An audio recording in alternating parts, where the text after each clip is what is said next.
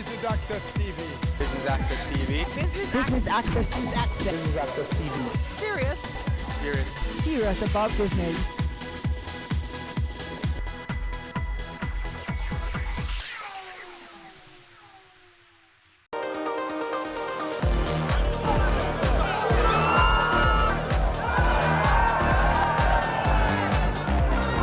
Hello and welcome to Business Access Television's coverage of Roper Cup 2019. It's the annual football festival between Kingston College and St. George's College. We're coming to you from the Stadium East Field, where we will be bringing you highlights from an exciting day of football. I'm your host, Kenil Gale. Stick around.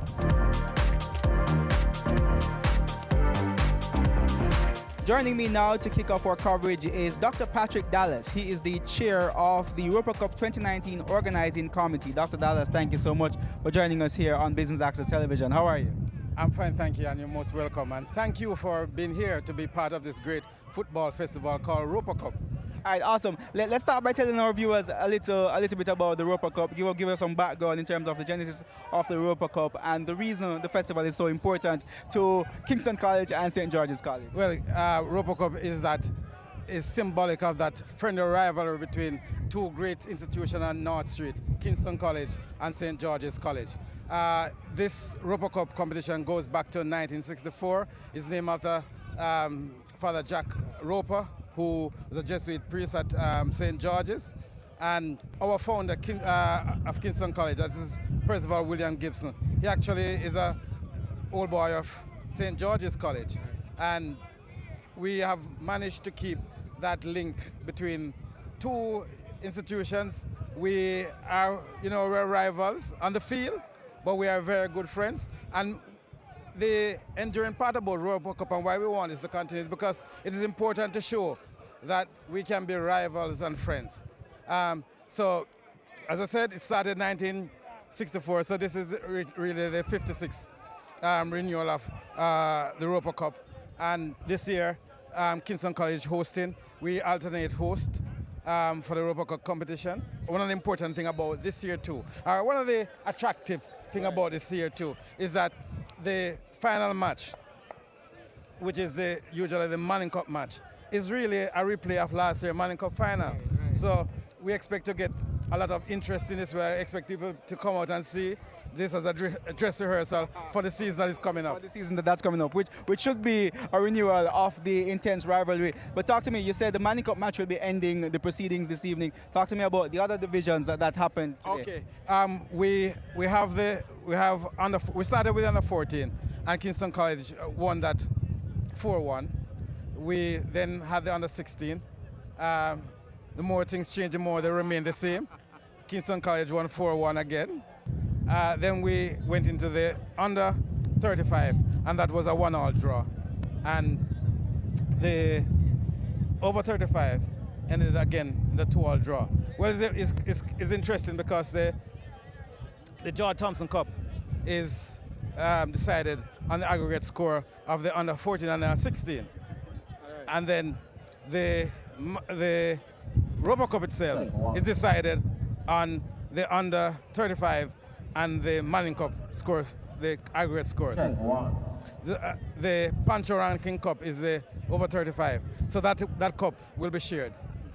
This is very significant to Kingston College and St. George's College boys, whether present or old boys. Just tell me why do you think it is so significant to the past students, the present students?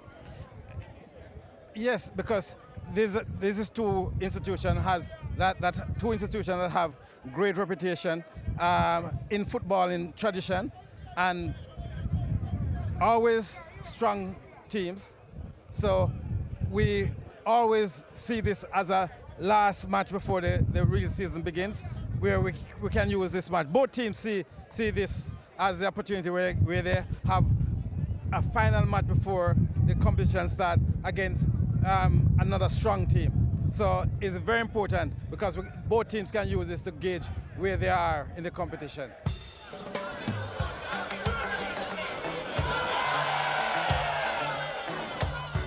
Joining me now is a man they call Coolie Pele.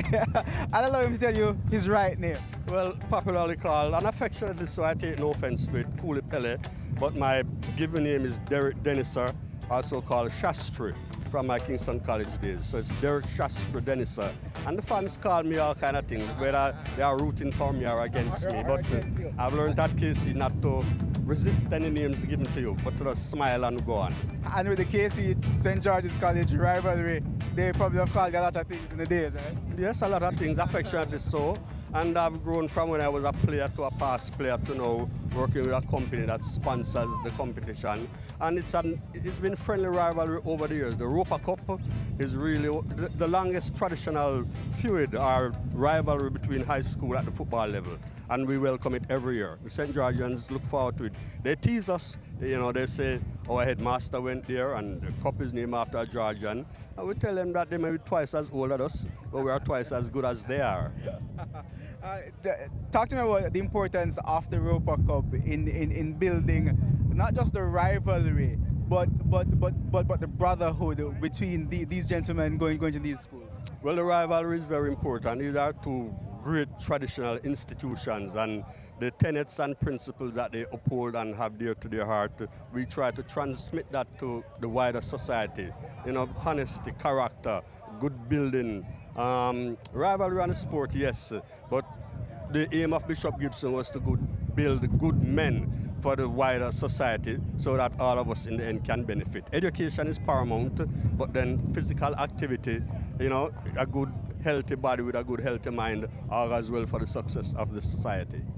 Talk to me about moving from being a player to being a national player to now being involved with the organization and sponsorship of the Europa.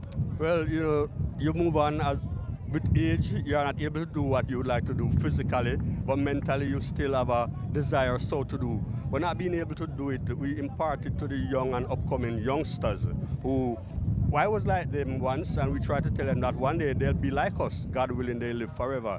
And to live not only for today, but to live with eternity in view, what we do and say now, and the principles and the values that we are teaching them. These are values that on the road of life, they can guide them and they avoid pitfalls and make the best of their best situation. But primarily for the youngsters still in school, the rivalry is intense. With age and memories, it diminishes, but the values that we hold there, that never diminishes. Talk to me about coming on as a sponsor. Why did Qualcare decided to come on as a sponsor for the Europa Cup? Well, Qualcare, it's a quality product, and we wanted to introduce the drink to the athletic population. It's a good quality drink. In trust is nutrition you can trust, and that is where our interest is. It's primarily Qualcare, the parent company, is primarily a pharmaceutical company. But they say an ounce of prevention is better than a pound of cure. And with good nutrition, you can, delay the onset of illnesses that would otherwise occur. So in trust, nutrition you can trust. And Qualcare is proud to be associated with the Europa Cup. KC has done pretty well so far in the other divisions that have gone so far, with the over 35 still happening now and the Manning Cup matches to come. Who do you betting on? Well, I'm not a betting man. My heart is with Kingston College, unapologetically so. But more important is for the fraternity, the St. George's and the KC fraternity, to come together, have a good time. I say at the launch, the organizer of this year's competition said it's unparalleled or unheard of anywhere else in the world. Not only Jamaica, where two such great institutions are less than 100 meters apart, and that is Kingston College on the southern side and St. George's on the northern side. But we are two great institutions and we work well together, not only in sports, but also in Labor Day we do joint projects together, pedestrian crossings, and activities that are not necessarily in the limelight, but are just as important as building friendship and friendly rivalry.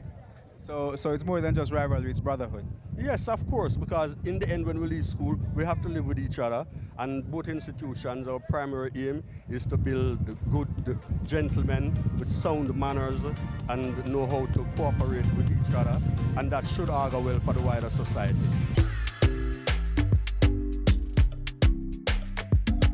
Joining me now to talk a little bit about his match is the MVP from the under 35 division of the competition, Sanjay Mathura. He plays for St. George's College. Sanjay, welcome to Business Access Television. How are you doing? I'm alright, thanks for having me. All right, great. Tell us a little bit about your match today. Well, my match was very competitive, sun was hot and an enjoyable game. You scored the goal, so you were the MVP. That makes you feel a little special, right? Yeah, very special because it was a wonderful goal, awesome goal from the top of the 18, watching the ball go into the top corner, so it was a very special moment. What does playing in the Europa Cup means to you as an individual player? Well, I always display a lot of passion for the blue and white, so it's always good rivalry with KC, although we're brothers across the street, but it's a great deal of history and a lot of football games between each other and very competitive games, glory and defeat, so it means a lot. Do you think the rivalry between Kingston College and St. George's College makes each team stronger? Definitely, it makes each team stronger because each year, one winning, one losing or drawing, everybody learns from it and we move forward in our competition. If somebody is asking why, because you're in the under 35 division, and I figure when you become over 35, you will want to still be playing. For those who are asking, why do you continue to do this? Well, it's the love of the game, the passion and the love for your school, and you come out and have fun on this day, you come to Stadium East or if it's at George's, and you just come out and have fun and you see old friends from way back when. It's just fun. So it's a day of building brotherhood and camaraderie and all of that? Yes, year after year, because it's already there, so it's just year after year continuing the structure and everything that's good about this day and the Europa Cup. You played several Europa Cups. Tell me, what was one of your most memorable moments over the years? Well, I'll definitely remember this one because I scored, but there's so many moments I could go on and on to tell you. But there's a lot of good Europa Cups that I've been through. This event epitomizes what true spirit of friendly rivalry is about. And we hope that the camaraderie between the right side of North Street and the other side of North Street will continue. We take a break here on Business Access Television's coverage of Europa Cup 2019. More when we return.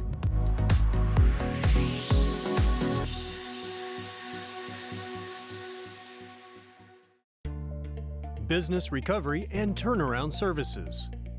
Dodgen Global will assist you to achieve the best possible outcomes for troubled companies, shareholders, and other stakeholders. Organizations can quickly find themselves hovering on the brink of failure, but with the right early intervention and a constructive approach, it can be possible to achieve a sustainable turnaround. We have the expertise to unveil the cause of problems and find solutions. Our team works cooperatively with management and stakeholders to make assessments about ongoing cash flow and working capital needs. We also assist you with new business strategies, divesting non-core business and assets, and the design of new capital structures. Dodgen Global can help you make smarter, more effective decisions. Let's have a conversation. Contact us at email info@dodgen.global, website https://dodgen.global. Violence against women is a violation of human rights. Its impact ranges from immediate to long-term physical, mental, and sexual consequences, sometimes resulting in death. It negatively impacts women's general well-being and can prevent us from fully participating in society. Be a better human being. No more violence against women. No more.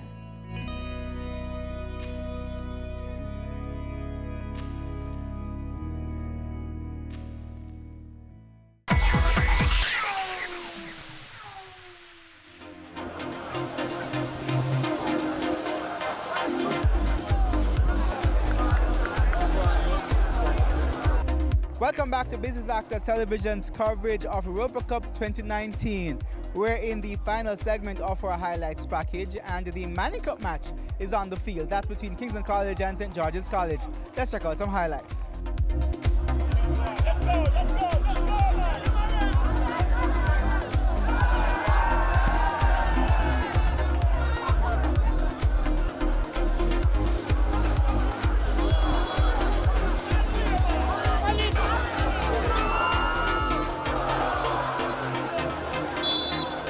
So we caught up with another MVP. This time it's the MVP for the under-16 division of the competition, Jaheim Johnson. Now he scored 3 goals in KC's 3-1 win over St. George's. Congratulations, sir. Yes, sir.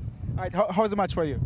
It was very hard because of a shoulder injury. I just stayed in the match and do what a coach said. Hold on, so the shoulder injury, you scored 3 goals. So if you never have the shoulder injury, how much goal did you score? I don't really know. I just go there and did my best. What was it like beating St. George's? It was very challenging, and it just boosts my confidence to go in the competition and do my best. Being a part of something with such great tradition such as the Roper Cup, what does it mean for you as a young player being a part of this, where you see so many players from years gone by? You have the Manning Cup team participating, you have masters who are over 35 participating, and you in your own right standing out. How does that make you feel? That made me feel very happy to see the legend of KC playing, and plus myself playing amongst my opponents, St. George's, and my teammates. Made me feel very happy. All right, let's talk a little bit about the future. You're a young player with a bright future. What are your plans? I assume you're playing Colts now, so you want to move on to Manning Cup and probably the national team? Yes, that's my future, to play for Jamaica, to represent my country. And what would that mean for you to don the colors of Jamaica? It would mean a lot to me because I'm trying from I was 12 years old playing under 30. I'm doing it for me, my dad, and my family.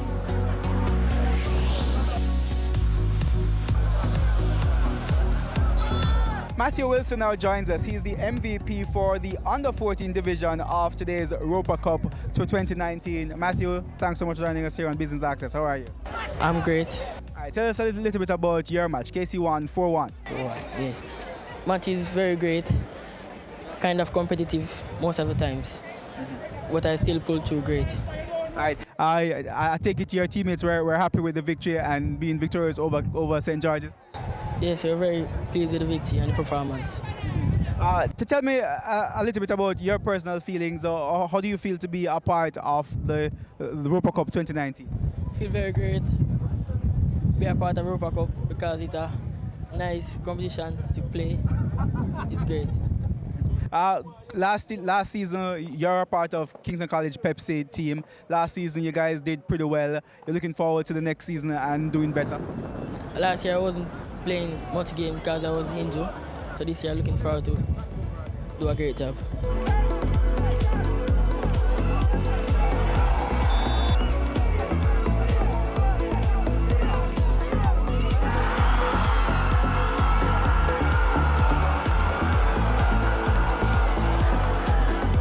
We're now here with Shantamoy Taylor. He is the MVP of the Manning Cup match, and he's representing St. George's College. Shantamoy, thank you so much for joining us here on Business Access Television. How was the match for you?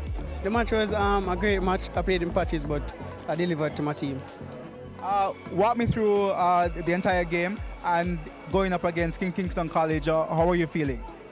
I was feeling a little nervous coming out in the game while the game was playing, and then I started to relax and play my game. Was it difficult playing against Kingston College? No, well, they had lots of supporters here, so was that at all intimidating? Yeah, a little bit because a lot of fans and being nice and talking. Okay. Looking forward to the Manning Cup season. What are you expecting? I'm expecting to play to my quality and play some good football.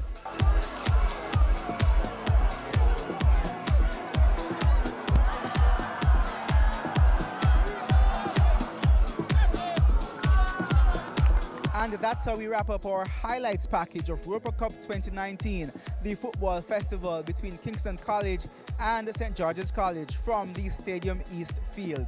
I'm your host, Kenil Gale. We hope you enjoyed our coverage. Pleasant viewing.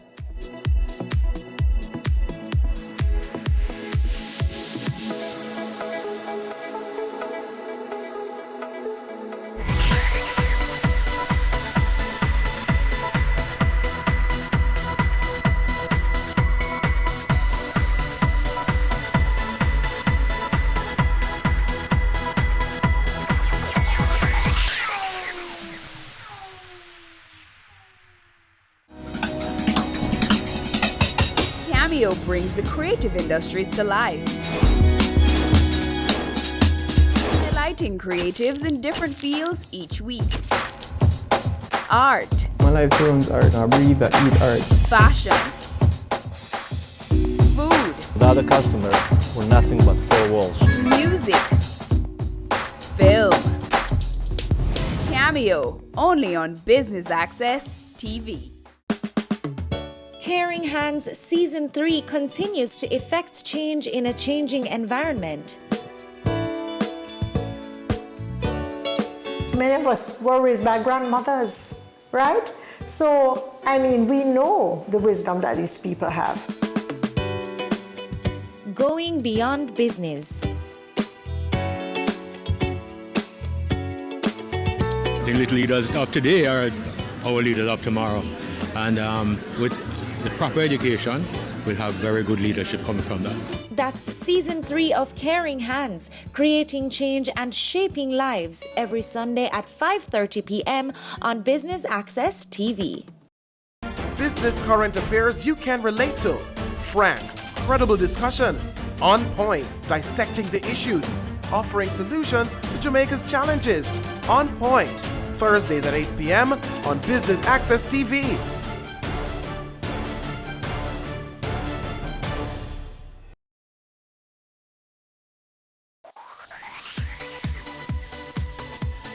You're watching Business Access TV. Business Access. Business Access. Business Access. Business Access. You are watching Business Access TV.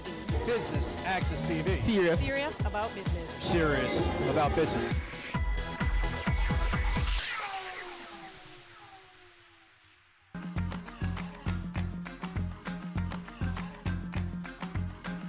Wealth Magazine is back at it again with Corporate Mingle. Today we're here at the Reggae Mill Bar, where executives, creatives, entrepreneurs are here to mix and mingle. I'm your host, Amita Pasadwe. Please stay tuned for highlights. Thank you to the team from Wealth, and thank you for you being here. We're here to introduce you to the newest way to deal with Western Union. This is the way of the future. This is how you will be handling your Western Union business going forward. It's called westernunion.com. Grace Kennedy Money Services is in partnership with CME today here at Corporate Mingle. Talk to me about that. So, Grace Kennedy Money Services is the home of Western Union, Bill Express, FX Trader. Today we're here with CME because we have an exciting new product to push, and this is the ideal target audience or corporates. Because you know what? Corporate people, they're always on the go, they're always moving, they don't have time sometimes to just get to a Western Union location to do their business. So we have a platform where they can stay wherever they are as long as they have an internet connection and they can send a money transfer. That's why we're here, we're pushing that. So woo.com is the name of the website, and it allows you to send a money transfer to anywhere in Jamaica or to 200 countries across the world. Wherever a Western Union location is, you can send a money transfer. You need to send some money, you need to send it fast. Register, go on woo.com, send it. All you have, the only money you spent is that money that you're trying to send. That's it. No credit card fees, no processing fees, no transfer fees, nothing. Zero. And you have to be registered. It's a registered service. Part of registration that you have to do, you start online. But you have to satisfy our own Jamaican regulations, Bank of Jamaica regulations, you have to go into a location with your ID that you registered with to validate. And that's it. All we need to do is to be able to see your ID, see you, and know that you are who this ID is. That's it. Once you've been validated, you never have to go back into a location to receive money ever again. It's Corporate Mingle Networking with a purpose. We're here today at the Reggae Mill Bar. Talk to us about what's happening. Alright, so this is our fourth staging of the corporate mingle, and this is the first time actually coming to this location. We have a mixed crowd because we have Bumblebee as a sponsor, we have Grace Kennedy, Western Union, Business Access TV, and of course Adam and Eve Day Spa. So we have a very mixed crowd. We have mature, younger persons here. It's always a new venue, so we can try something new so persons don't get used to the same venue and it's always here again. It's always a new place, preferably somewhere hip, as you see Reggae Mill is where all the festivities happening now for the young people. We have different networking games. We have our wonderful host, as usual, Amisa. So we're trying to keep it interactive, get persons involved, talking to each other, mingling, networking. Of course, drinks flowing, so people flowing, conversations flowing. So talk to us a little bit in regards to what exactly it is that Bumblebee does. So Bumblebee is a digital media agency, so we look at what we can consider traditional digital media, which is the Facebook and the Instagram and the Twitter and Google, of course, but we are also into programmatic, and definitely the leading product that we offer is Wi-Fi advertising, which is new to Jamaica. So we are partners with Growth Tech, and they are committed to making Wi-Fi like oxygen. So we are committed to helping brands build brand loyalty by helping to make Wi-Fi like oxygen by partnering and sponsoring that Wi-Fi. So we're the leaders in that regard. We have amazing click-through rates, which is above every other digital platform that is currently here. So we are seeing click-through rates of between 10 and 30% and lead generations of over 30%, which is not heard of in the region. So this is really something big that brands can and should get into. I've been here for a very long time. We've been building our product for the past 3 years, and I've been coming here, building networks, building my social network. So this is not my first time I've been here. Tell me about your business, Intranet Solutions. Intranet Solutions, we offer social Wi-Fi to businesses. So instead of persons signing in with a passcode, they use their social media handles. So they use Twitter, Instagram, LinkedIn, whichever handle is there at the time. Once persons sign in, companies get their demographic information because they would have approved and allowed for you to get that information.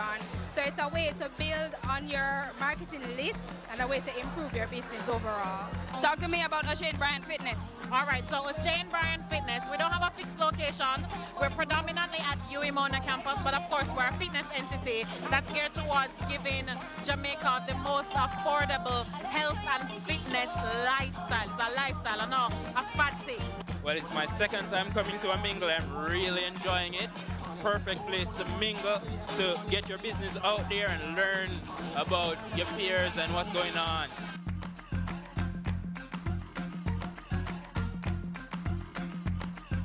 It's that time where we bid you farewell. Thank you for tuning in to Business Access TV and our coverage of Corporate Mingle here at the Reggae Mill Bar. I've been your host, Amita Prasad-Webb, and you're watching Business Access TV, serious about business.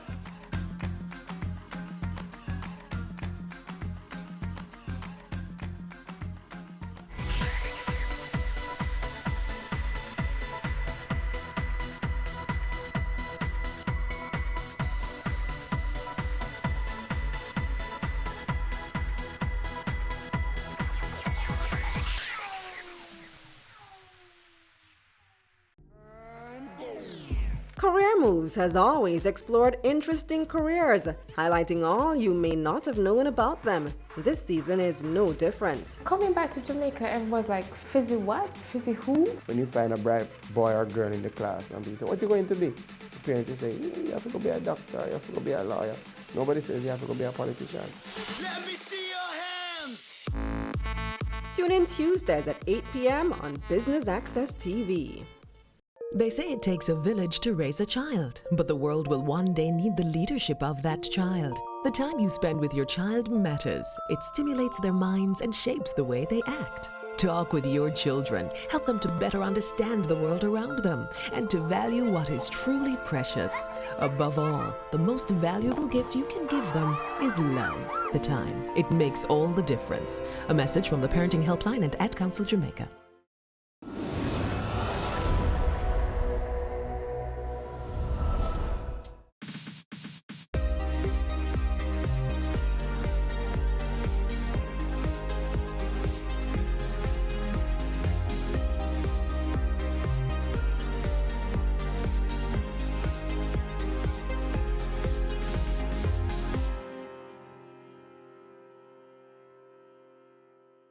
Did you hear the great news? On Wednesday, November 6, Jamaica's flag was the only non-US flag flown on the New York Stock Exchange building.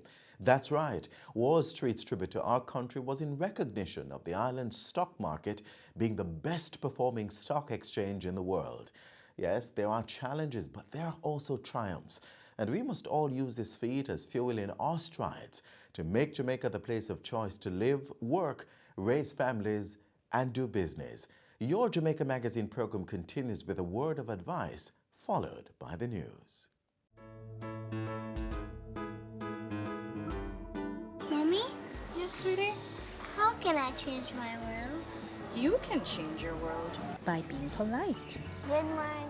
Good morning. Have a nice day. Thank you, Miss. With just one action. We can change the world with acts of random kindness. Stay kind, act kind, be kind.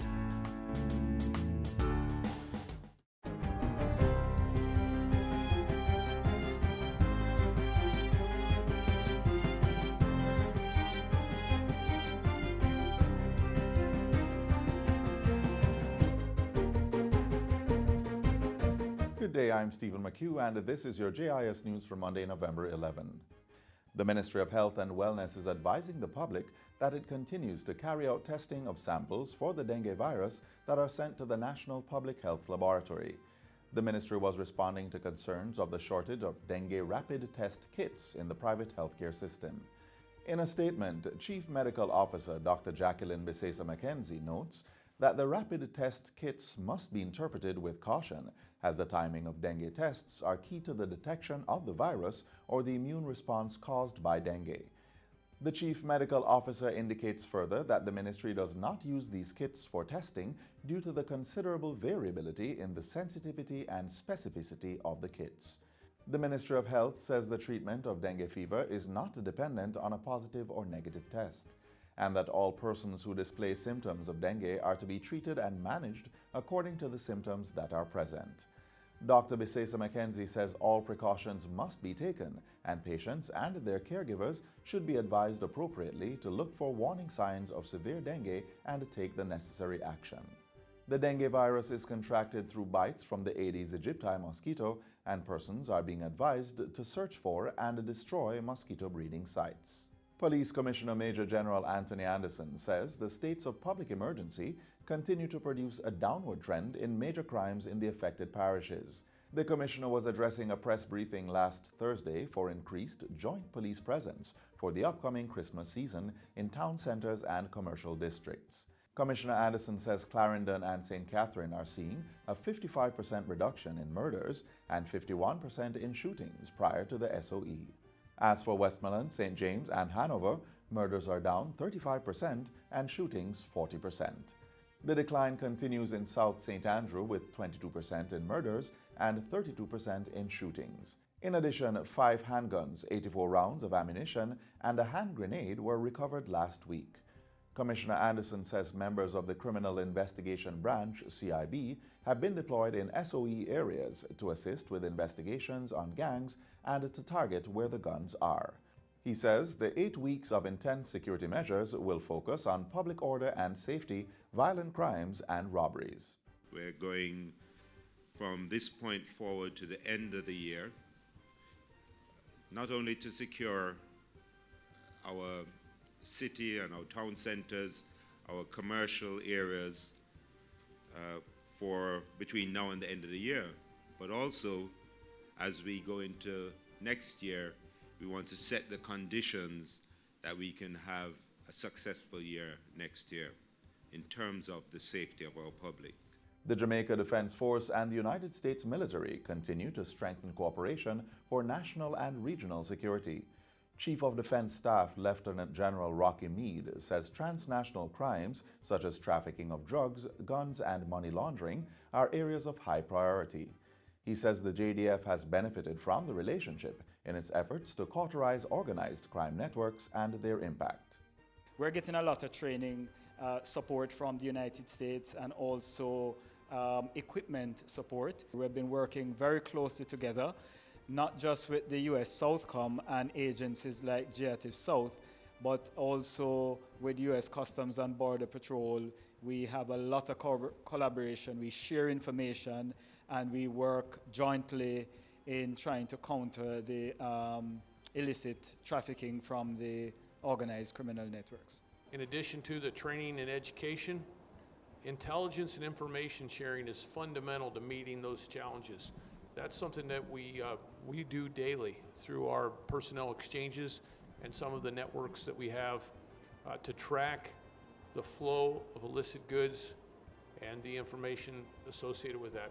Both Lieutenant General Meade and United States military official in the region, Admiral Craig Fowler, were speaking at a press briefing last Wednesday at the JDF headquarters in Kingston.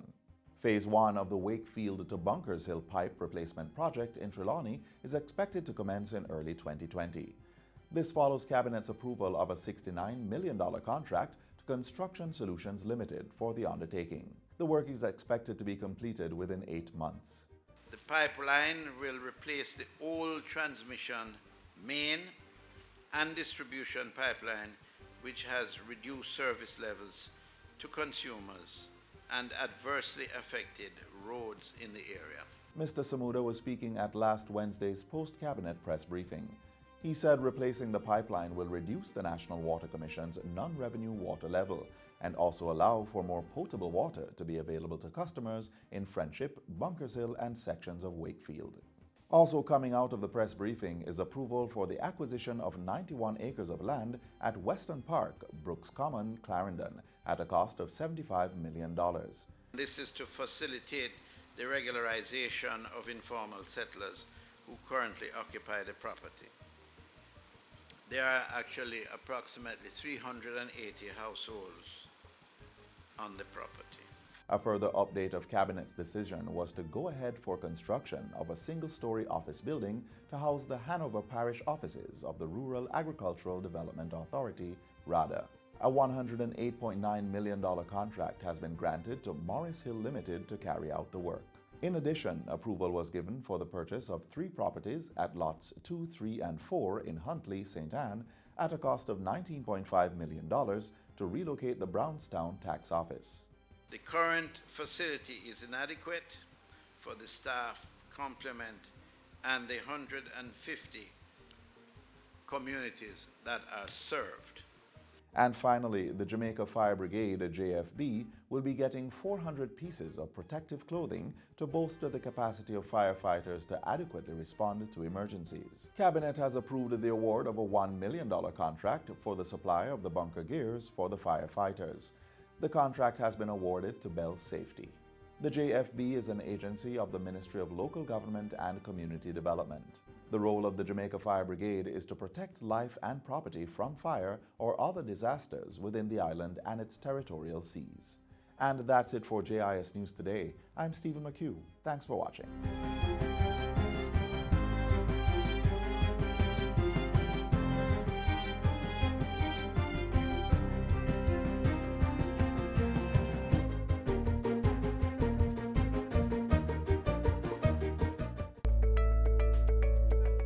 Go with all of that. You're moving? No.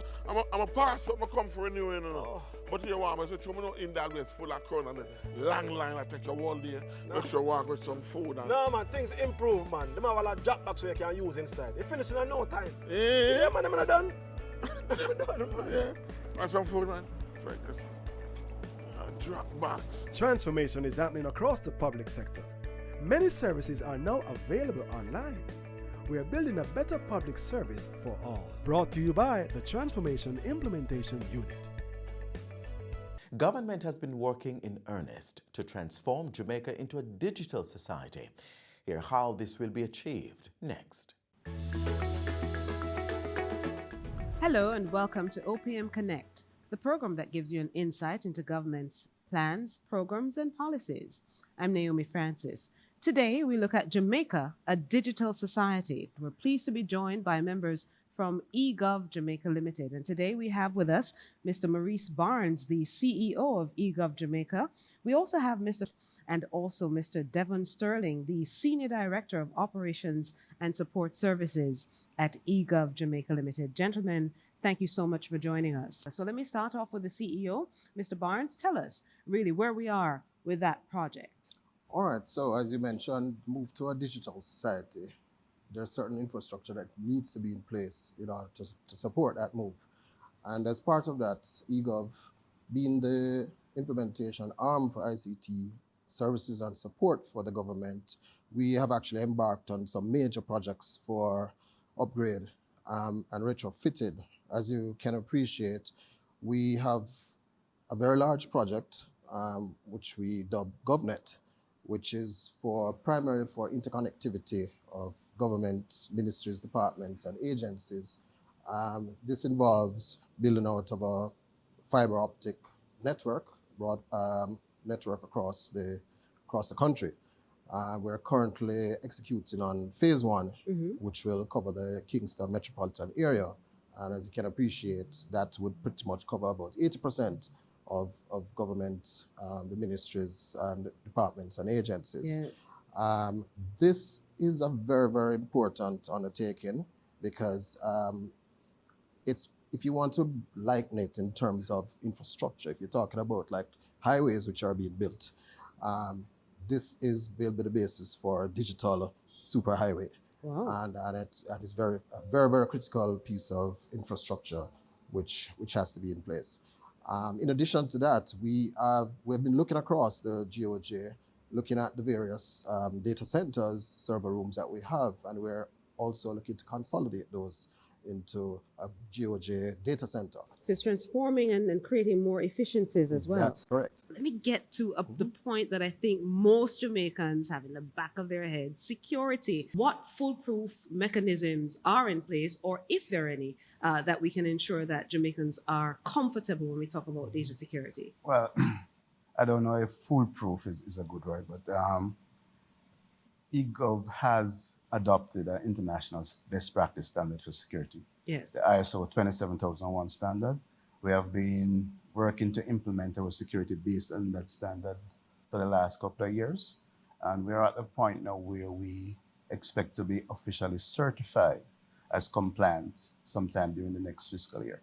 We look at the approach we use. We look at the risk to the information, and we build controls in to ensure that it is secured based on the risk we have. So only people who need to have access to particular data will be able to access it, for example. We have processes in place, we have controls in place to make sure that the data is always available to who it needs to be available to. And wouldn't it be safer in the hands of a government as opposed to a private entity, really, your information? Yes, because now, the government will be held accountable and people will now have a recourse, certainly as part of it being in the Data Protection Act. So, Mr. Sterling, what are the projects now specific to eGov that are being worked on and to be rolled out so the government, I beg your pardon, the public at large can see and feel and get a better experience? Well, the two major projects, the CEO touched on them earlier, and that's GovNet, the government-wide ICT infrastructure to connect government entities, and the data center upgrade. Right. Those two are essentially geared towards improving service delivery of government. So this isn't a real raise that they might not see what is happening in the background. They will feel that improvement. They will see that improvement in give services. us some examples. So for those of us who go to the tax offices to pay taxes, you would have seen the improvement. Yes. You would have seen the productivity and efficiency gains there. I mean, that again is because of the work we do on the back end. So whereas we don't interface directly with the public, the services that we provide to the entities that then provide services to the public, is felt. Again, you can look at customs and the whole paperless, trying to make that, experience a lot smoother and frictionless. Again, those are some of the projects. You look at the HR system, the GOJ-wide HR system that is being implemented now. Again, that will not just save the government a lot of money, but hopefully, improve the experience again from the customer having to interact with those systems and from the people who then having to interact with those service providers. Let's pause here for a moment and show you firsthand how the public sector is making the move to the digital age. Transformation is about creating a public sector that can adapt to a radically changing environment to meet the needs of the 21st century citizen. And that's exactly what the Public Sector Transformation and Modernization Program, PSTMP, has been doing right here in Jamaica.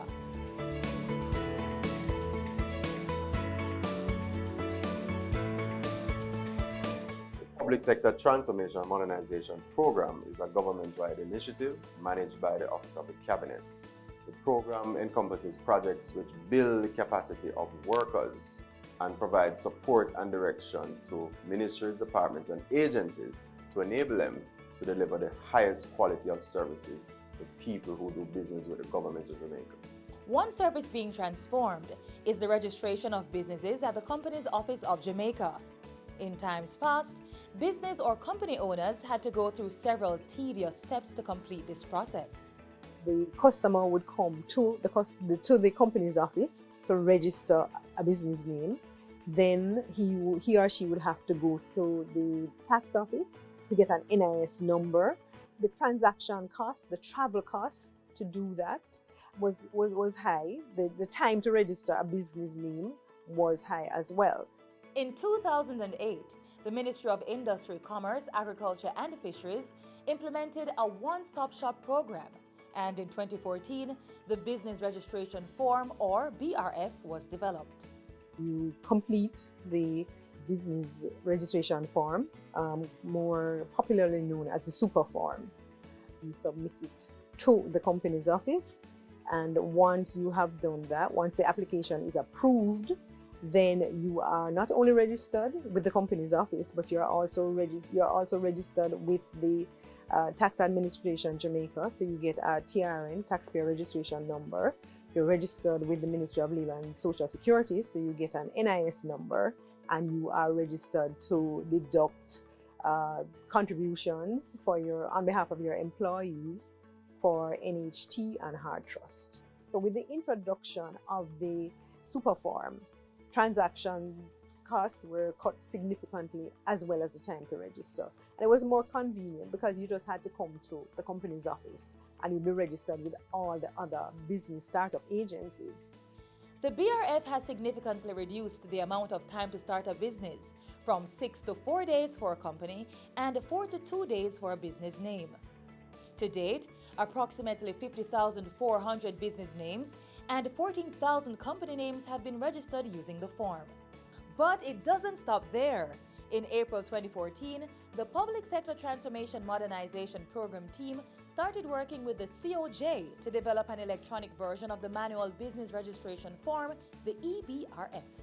The electronic business registration form is just to allow persons to register their business names from anywhere in the world that they are. So they don't need to come into the company's office. They can stay whether they're at their homes or in their offices, as I said, wherever in the world they are, and register their business names. You can find the EBRF form on our website. The website is www.orcjamaica.com. All that's needed is reliable internet access, a subscriber account with the COJ, an email address, a scanner for uploading documents, and information to register your business or company name. And for those who may not have access to a computer or internet service, the EBRF will be accessible through kiosks set up in revenue service centers across the island, as well as at the company's office in Kingston. So the kiosks are really set up to allow persons who do not have internet access otherwise to register their business names online. And they will be using the electronic business registration form. That is just an electronic version of the super form. There are 3 kiosks that will be placed at revenue service centers in Montego Bay, in Twickenham Park, and in the Constant Spring tax offices. Those are the first set. There will be other kiosks in the future. Once you have successfully registered your business or company name on the COJ website, you will get an update within 2 days. A notification will be sent to you via email that the COJ has completed the registration of your company or business name. The email will also include an electronic copy of the certificate of registration. You can then arrange for the registration certificate to be sent to you by courier, or you may pick up the certificate at the company's office. The international investing community as well as the local investing community, they look at the World Bank's Doing Business Index, in which it ranks country according to the seamlessness of doing business in order to mobilize investments. When an investor is thinking about investing, they look at that index. Now, the Companies Office plays an important role in the mobilization and creation of businesses. And one of the things that we want is to create business as efficiently as possible, because entrepreneurship is important to economic activity and the acceleration of economic growth. The Companies Office has space constraint, so they much rather people not come into the office in order to register their businesses, because it's a more efficient process. And that is why the electronic registry is so important, because we need to create more businesses in order to accelerate economic growth and to create more jobs in order to improve the quality of life of our people. The Public Sector Transformation and Modernization Program, PSTM, will continue to increase public sector efficiency and satisfaction, making Jamaica the place of choice to live, work, raise families, and do business. The EBRF is a project of the Public Sector Transformation and Modernization Program of Government and the Companies Office of Jamaica. The project is funded by the Inter-American Development Bank under the Public Sector Efficiency Program. For more information on the electronic business registration form, you can go online, www.orcjamaica.com. You can email us at costsupport@orcjamaica.com, or you can call us at 908-441-9223. Register your business online. Register your business from anywhere anytime. in the world. It's easy to register your business on your Register your business at the Companies Office of Jamaica's website, orcjamaica.com. A message from the COJ and the Public Sector Transformation and Modernization Program of Government and the Inter-American Development Bank. We pick up with eGov Jamaica Limited as they share more information on the build-out of the state's IT infrastructure. Let's get down to some nitty-gritties then in terms of data connectivity and what eGov is doing to ensure that there's a seamless process there. Okay. Yeah, our guest could speak to that. We are currently working on a project to implement what we call JDXP, it's the Jamaica Data Exchange Platform. What this platform is, it's going to be a secure, fully redundant platform to allow the sharing of data and the transmission of information between entities within the government, as well as for approved private sector use. This is similar to looking at the Estonian model. In Estonia, they have what they call X-Road. And this is what basically their government is built on, which promotes the secured sharing of information.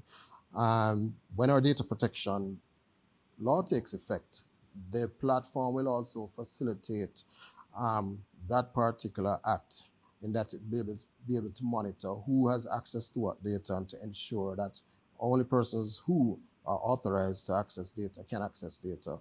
If there are any breaches, those things can be detected on this particular platform. So it's something that we're working on. It's fully homegrown, and we, certainly before the end of the financial year, we'll have a version of it. Wow. It's also got to be the start of what we're looking at, what we call a once-only policy. Yes. Where we want to move to having information or data within government that only the owners of that data will be responsible for maintaining that data.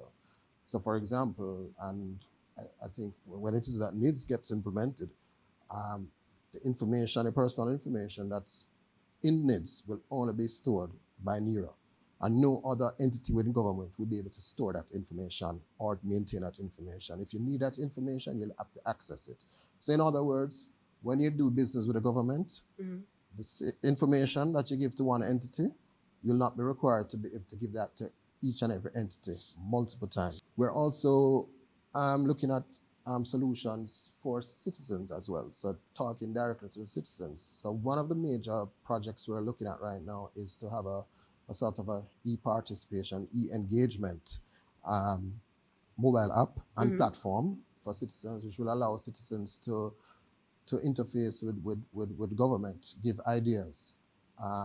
They'll be able to submit issues and concerns. If you have potholes on your roads, if you have missing street lights, garbage collection, etc. And certainly we'd expect that the response time then would increase and improve. Exactly. So efficiency this is all something around. which we want to bring in all the stakeholders across GOJ to be a part of that platform. And that's something that we're coming out with very soon. You know, there's the Tax Administration of Jamaica. We're also working with them on a mobile app as well, which will allow, like you said, paying taxes much easier. We're working with national security. So I can pay my taxes from my cell phone and credit card, within and a couple of weeks, you should be able to go on and do your property taxes, and then we'll roll that out to traffic tickets. We're also working with the Minister of National Security, with the JCF as well, on other mobile capabilities for the police force. So we're doing quite a lot at eGov. We've recently starting to build out an innovation lab to sort of focus on these more citizen-centric applications. In closing then, let me start with Mr. Sterling in terms of looking at really this possibility of a digital society and how soon we can get there. The foundation of that is connectedness. And that's why you're here, we're talking about government.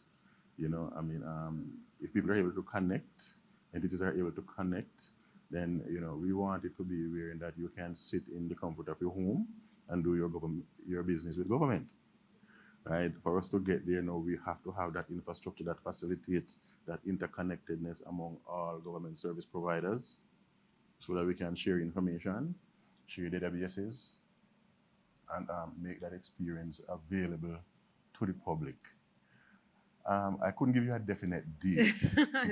There are projects that are in executing phase now that will make some of these services come online faster. Mr. Freckleton, I come to you because everybody always talks about security, security, security. And so as we close, your last words on this issue of security and ensuring that our data is protected as well.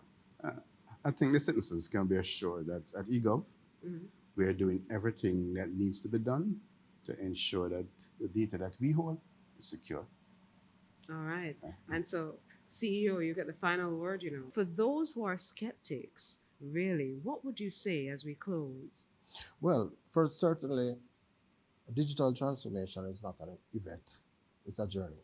And the most important thing is that we've started. We're on the road, we're heading in the right direction. And I think what is required of us right now is to just maintain that focus and continue to roll out, and also to keep the citizens as a focal point and let the citizens drive that transformation in terms of what services are rolled out to them. Absolutely. I like that because it has to be a responsive approach as well. That's correct. The citizens in terms of getting the services to them, but also hearing from them in terms of how we tweak and improve the system. So thank you so much. eGov is doing so much work that so many Jamaicans don't realize, but I thank you all for the service that you do. This has been another edition of OPM Connect. Join us next week for another very interesting discussion.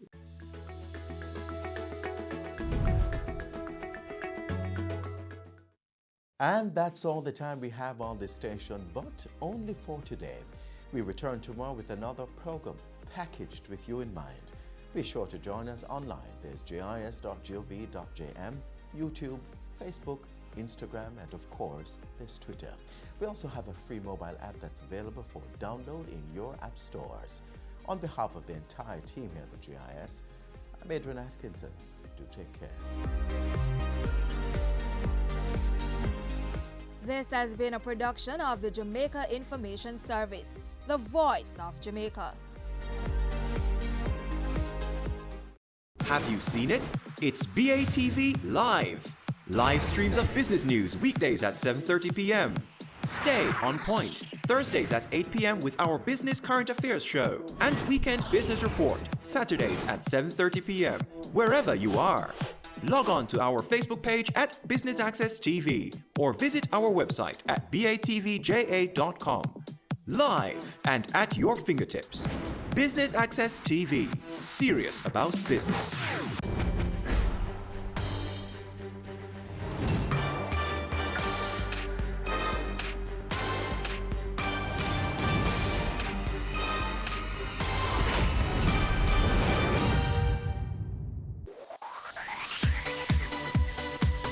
You're watching Business Access TV. Business Access TV. Business Access. Use access. Business Access TV. Serious. Serious. Serious about business.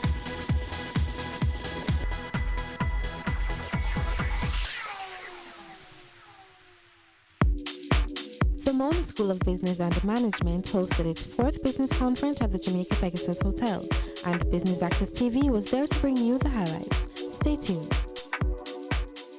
Welcome on behalf of the Mona School of Business and Management to our 4th biennial conference. We're here to discuss delivering on the promise of entrepreneurship, and it is critical at this juncture that Jamaica in particular and the rest of the Caribbean have been going through all sorts of structural and fiscal and monetary adjustments. These are necessary but not sufficient. And entrepreneurship is clearly one of the ways in which we will capitalize on a more robust financial platform that we have.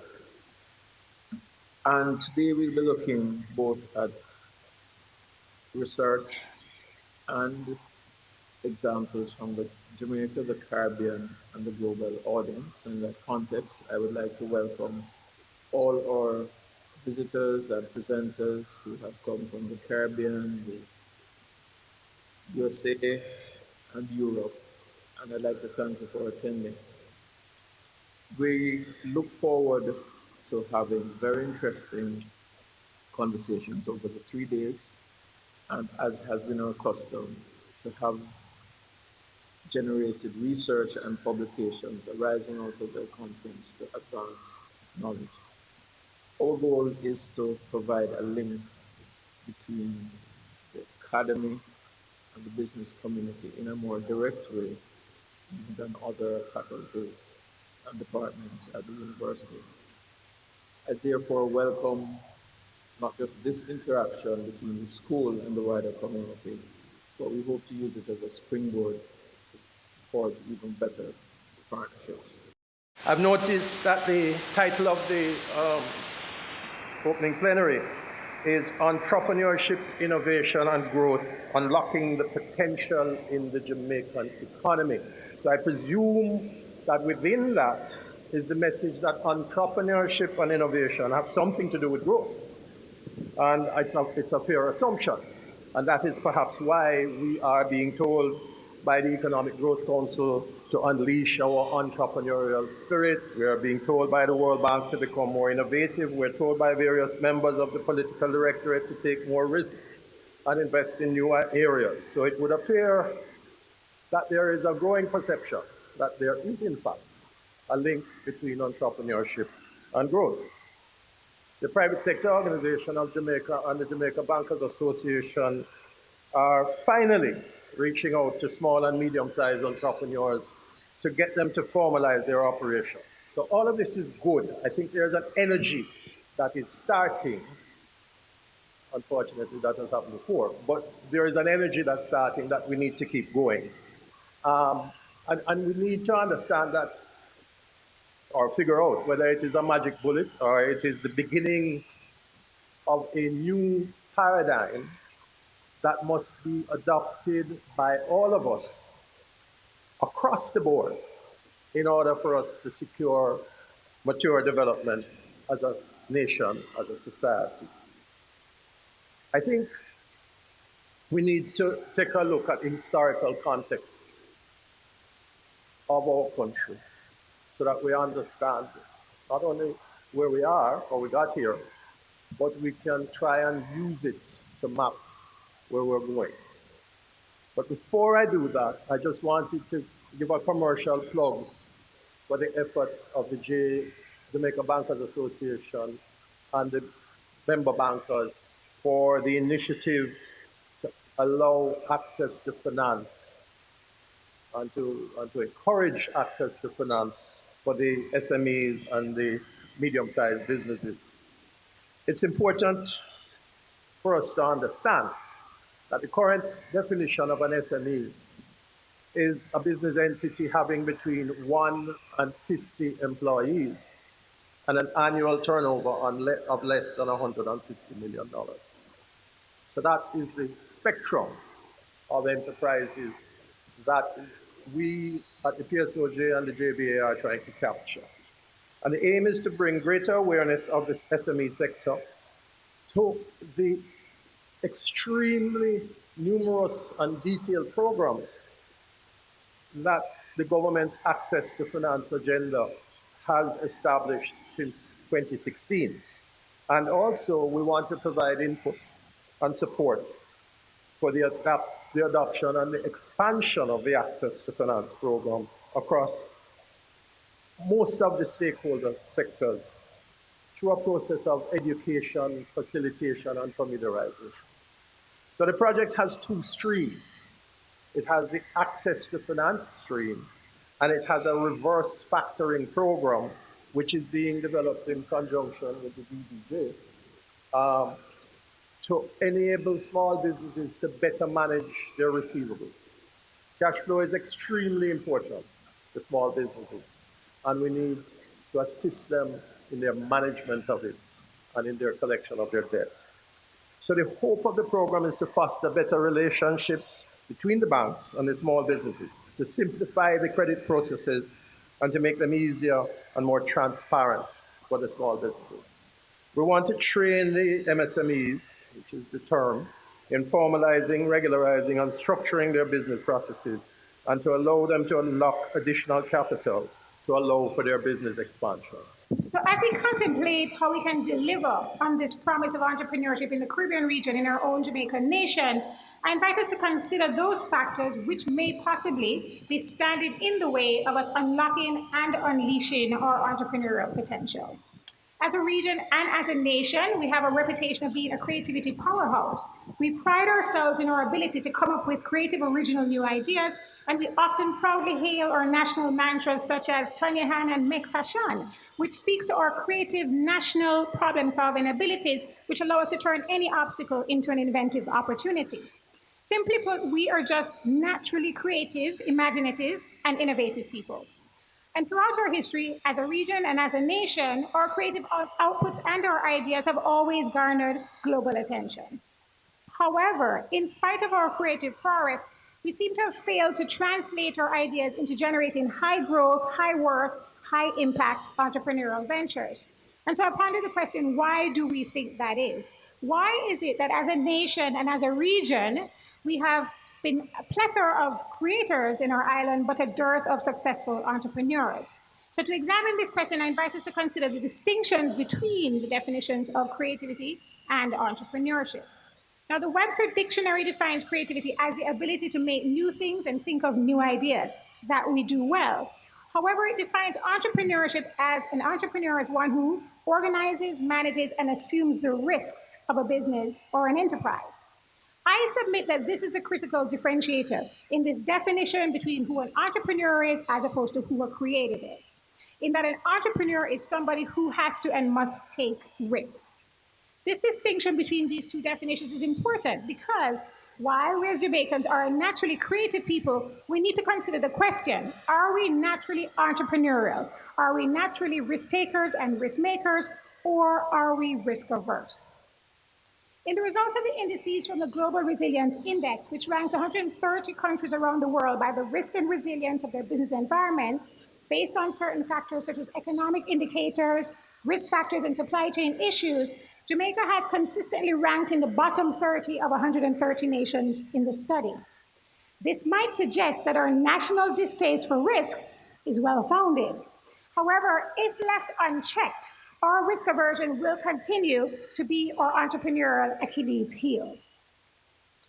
So why is it that as a region, we're such risk-averse people? Why do we shy away from risk? I believe it's in part because when we think about entrepreneurial risk, we tend to only focus on the downside versus the upside of risk.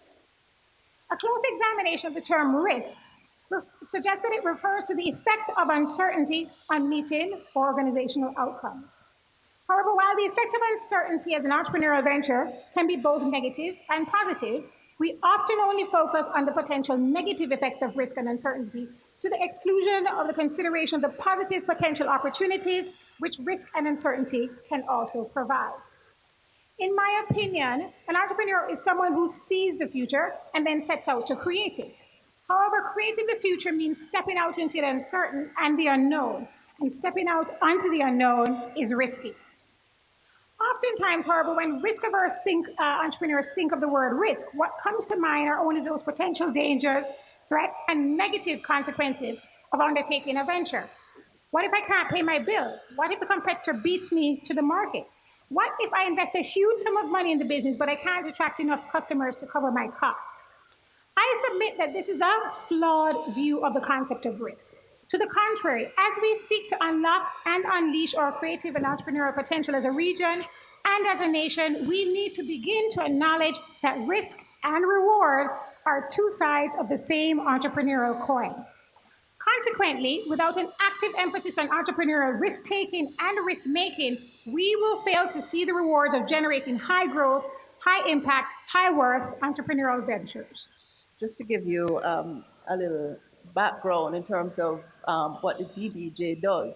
The DBJ, really, the focus as a development bank is to really improve the lives of all Jamaicans through development financing, capacity building, PPPs, and privatizations. DBJ's role in building the economy, in as much as Howard just mentioned that because of factors, the state has had a big influence on the economy.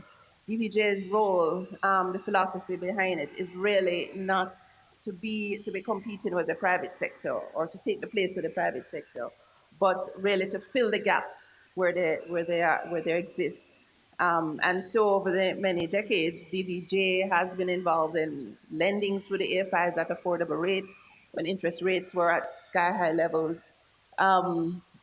Putting in place collateral guarantees for good projects that did not have sufficient collateral to access loans. Things like Ignite program, grants for innovation, which now coming up with a reverse factoring, there is capacity building of our entrepreneurs. And the work that I'm doing, which really was focused on access to finance, access to equity finance through the Jamaica Venture Capital Program. When we established the VC program, the whole point was that we originally thought about it as being access to finance, but pretty quickly recognized that it was wider than just money. We had to be building the ecosystem. Everybody had to be ready for a market. Any market has buyers, sellers, as well as the infrastructure. We had none of those in Jamaica, so we had to be building that infrastructure. So it was really a multifaceted program that was developed, training and capacity building. Our fund managers or investors had to be trained, or fund managers or entrepreneurs, or lawyers, accountants. So there was a lot of training. We also put in place the infrastructure to build for first funds to be started, as well as there are a number of legal, regulatory, and tax issues which have to be addressed. And most importantly, the entrepreneurs, the deal flow has to be there. So in looking at building an ecosystem, we had to be cognizant of, as I mentioned, all the various things. Who are the players? How are they going to be exiting the stock exchange? I know Marlene is going to be talking about that shortly. And entrepreneurship, as well as what's happening with the SMEs and who are what is the support infrastructure. And we took a lot of lessons. We didn't reinvent the wheel. We took a lot of lessons from what happened in Latin America as they were building their private equity and venture capital ecosystems.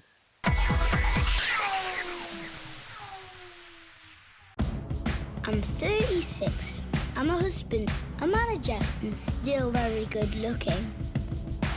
In 2 hours, I have the most important meeting of my life. But first, it's time to play.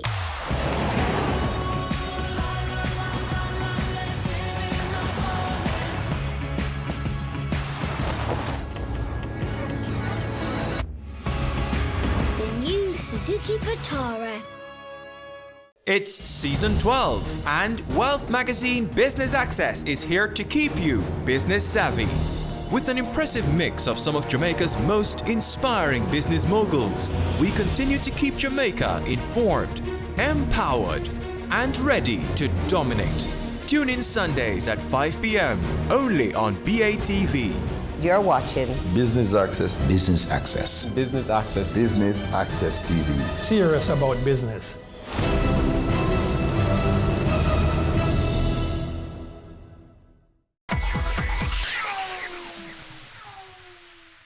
So I just wanted to just tell you real quick about the IDB Lab, just to put in context where we sit and what we are doing and how we could unlock the potential for entrepreneurship and innovation in Jamaica, even further than we are doing now.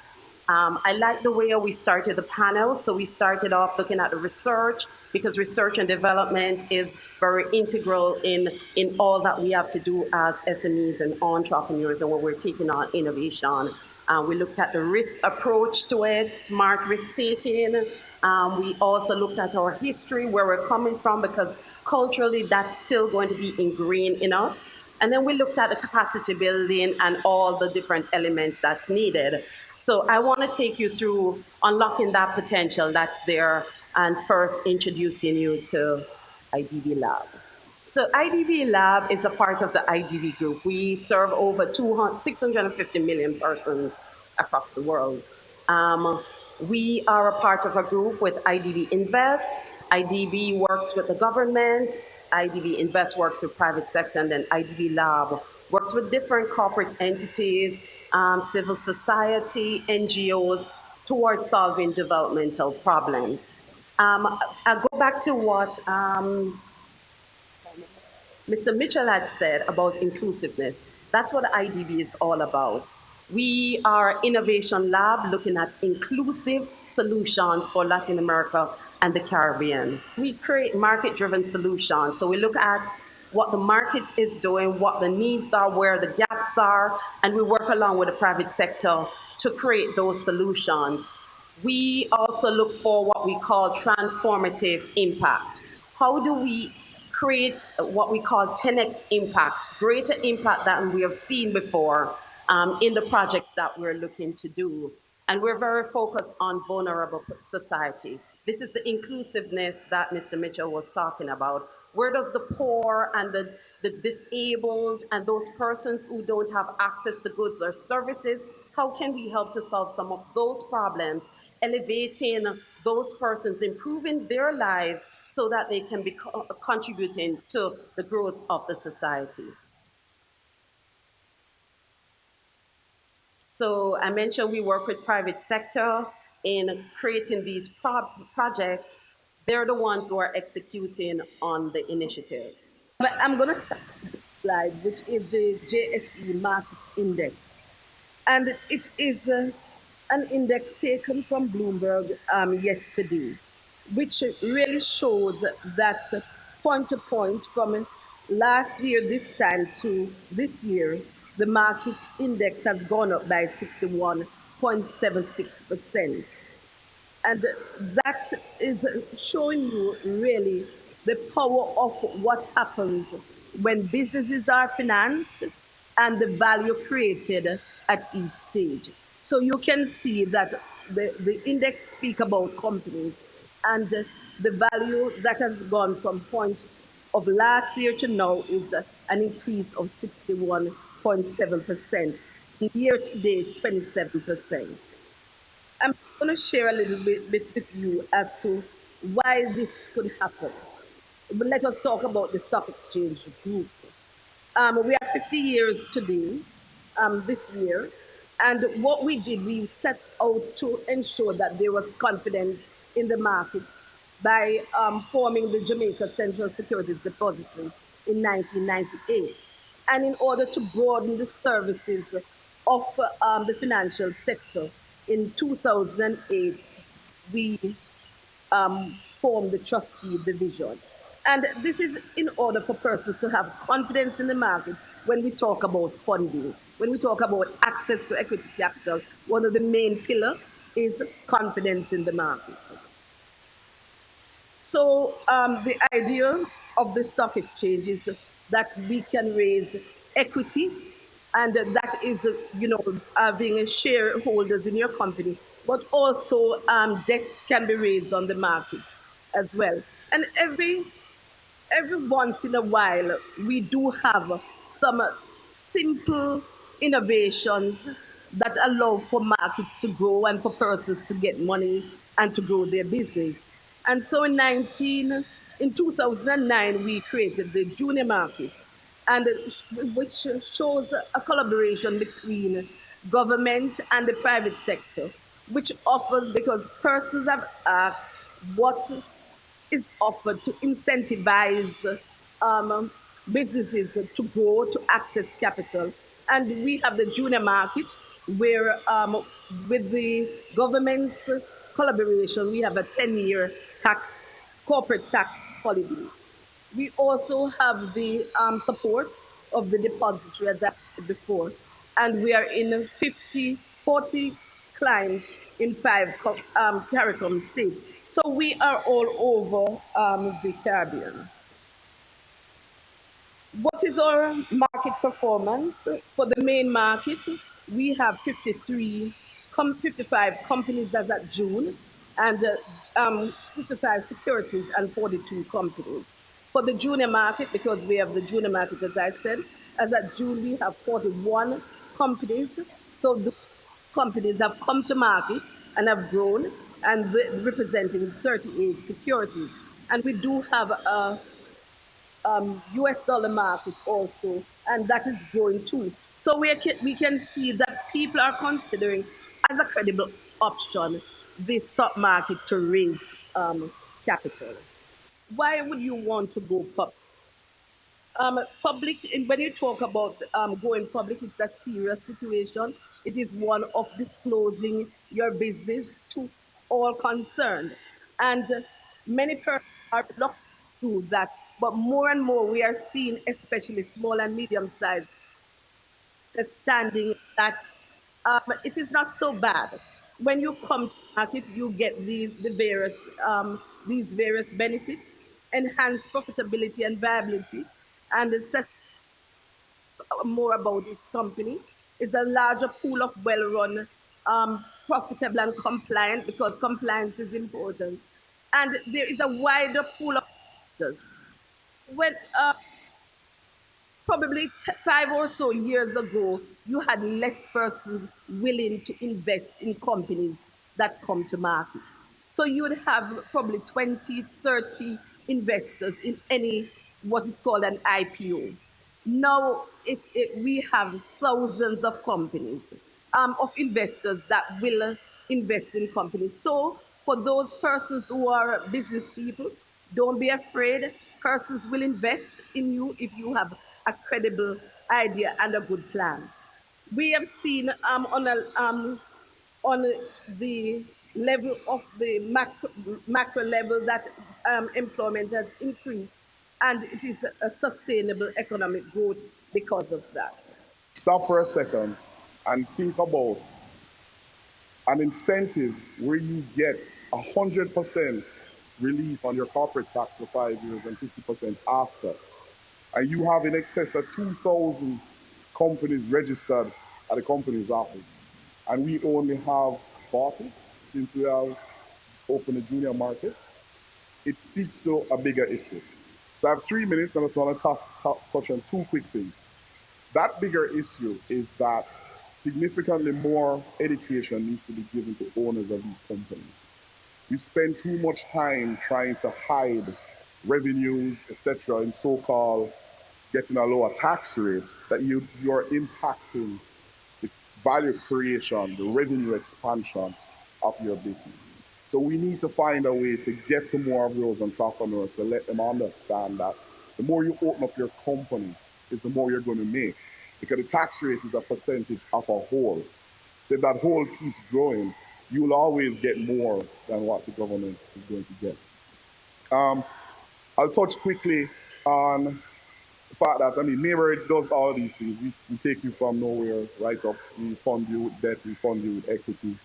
The gains have been crazy. But I close by jumping into Audrey's space because I just want to make two fundamental points. I think sometimes we don't really focus on what really matters. So the biggest issue with funding in the country is a matter of risk management. So for example, people always say, why is it easier for you to get a car loan than for you to get a capital item loan? And it's very, very simple. There's a secondary market for cars. So when you get a loan, the bank has to ensure its principal can be repaid in the event you don't make the payment. So they'll quickly lend you against a car because if you default on a car, there are a billion people that are willing to buy the car on a second-hand basis. But that is the secret to true funding in this country. If every sector of the economy that you want to pump funding into, you can create a secondary market, that is where you'll start to get a lot of funding. Because with all due respect, all of you guys that want money, you don't want to lose money. I don't want to lose money. The facts say that 8 out of 10 of you are going to blow up the money. That's why it is so difficult. So in my mind, the solution is create an environment that if I will invest in all 10, but the 8 that blows up, give me an incentive. Because right now it's too lopsided. I lose everything when your company blows up, and the best, if I'm lucky, that I'm going to get from you is, you know, Mr. Peart, you're a good guy. Sorry I lost all your money. But guess what? I have another idea. Can you give me some more money for that? It's not going to work.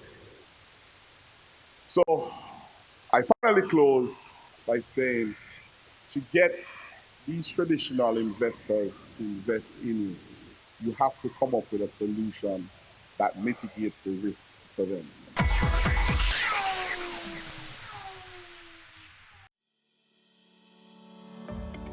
Management Accounting Services.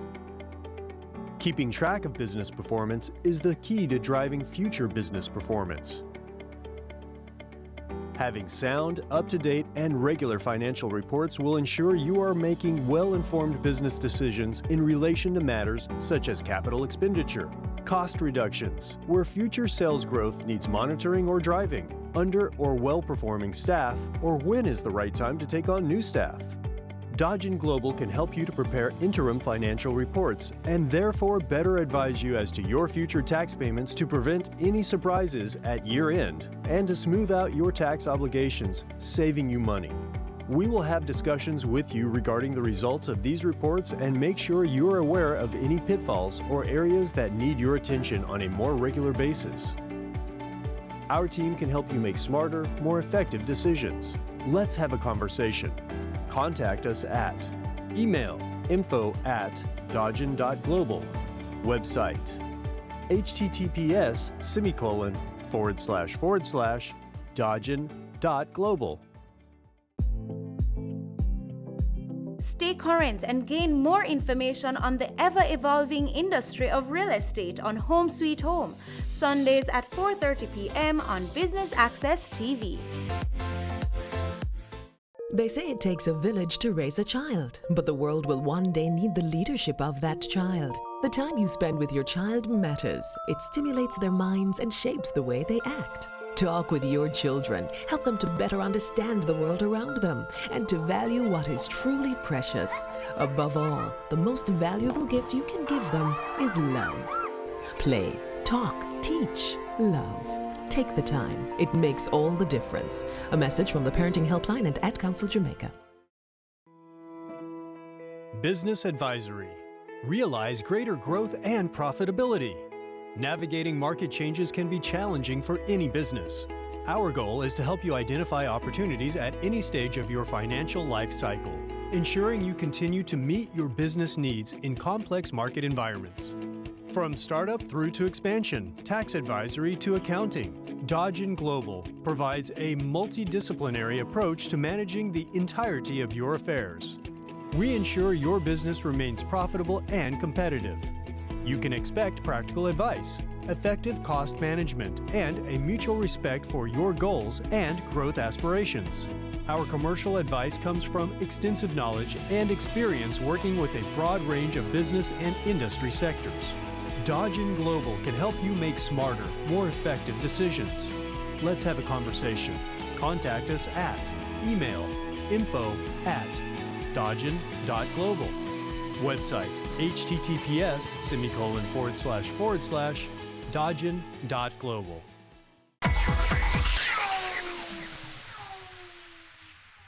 So I'm here representing my company and partnering with the Mona School of Business and Management. We at Foswich went public just a year and a half ago. And I'm here to tell you about nuts and bolts, just a few things on the nuts and bolts aspect of going public. One of the fundamental things, a few fundamental things that we had to wrestle with is going public. What is the value proposition that we are bringing to the market? You know, the space that we are in is electrical lighting, and we made a footprint for us in the LED space, where that particular product, the LED product, consumes 20% of the energy that the rest of fluorescent and incandescent light systems would produce, would consume. And so we wanted Jamaica to be clear that we are we're going to be the ones to bring this value to each consumer. And so how do we bring that value to the consumer? When you walk into a store and you see an LED bulb or an LED fixture or something, being untrained, you do not know exactly the properties and how it works and so on. And so we decided, okay, we are going to have to develop a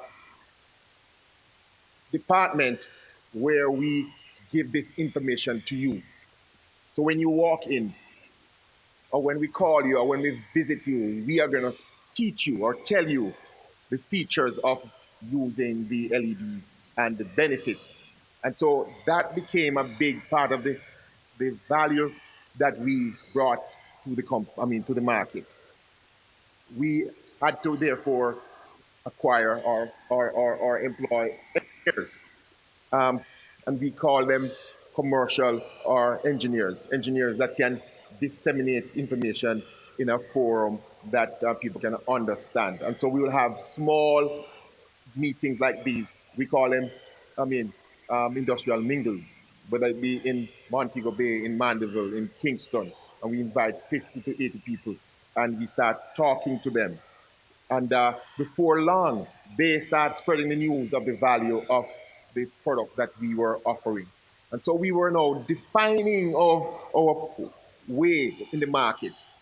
And in doing that, it gave us the freedom to feel more comfortable later on to go public, because now we were bringing the value that the other competitors were not bringing to the market at the time. And so you have to decide what is it you're going to take to the market.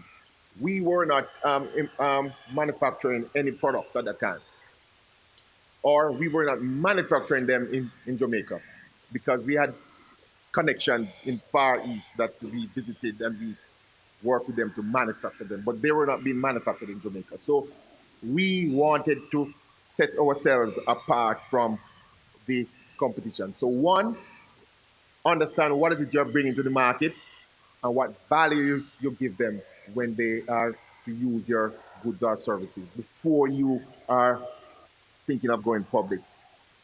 Is my another thing, and Marlene and Gary touched on it, transparency. It is, my wife and I are very private people before last year. We're very private people. Nobody knew anything about us. I mean, it was so difficult for us to open all of our accounting to our senior accountant. We used to manage it. But once we decided after talking about it and thinking about it that we're going to be going public. I do not even have the code to go into my accounts department anymore, because put a system in place and you're not afraid of opening up your books or your business to the public. And so you have to decide that this is the way you want to go and that you're going to go in this way. So I come to you to talk to you about transforming the world and clothing with entrepreneurship, sustainability, and innovation. It's time to turn climate change challenges into growth opportunities. I want to start today by taking a journey with you. Just as I grew up as an only child in Kingston and migrated to the US in high school, think about your experiences and where in Jamaica you're from, where you lived, where you grew up, your family, and what those experiences were like, what you aspired to be, and what you were frustrated with. It is said that our upbringing and life experiences shape us, the way we look at the world and our perspective. I think about my upbringing, born in a family from the great and no longer forgotten parish of St. Thomas, and raised in a matriarchal household. I think about the days when my grandmother made soursop juice and mango juice every time I visited her. I think about those frigid cold showers and the smell of kerosene lamps, and during intermittent power outages, and buckets of water because of the water shut off. And the other things like how I still boil water to this day, no matter where in the world I'm from. I see potential innovation in the challenges in our day-to-day life. Sometimes we're missing ideas and solutions from what is right in front of us. Sometimes we accept what has been occurring as commonplace, but I encourage every one of you to disrupt this status quo. Use those challenges as opportunities for innovation. Steve Jobs said, if you're going to make connections which are innovative, you have to have not the same bag of experiences as everyone else. You're going to have to make connections, and then you won't be innovative. When you think of the most successful tech companies being created today, it's either from Silicon Valley, Israel, Europe, or Asia. However, right here in Jamaica, we have exported our own brand of innovation through music, food, dance, etc., and even the pushback. It is our family experiences, the history of migration, our culture and diversity of our people that makes us special and unique.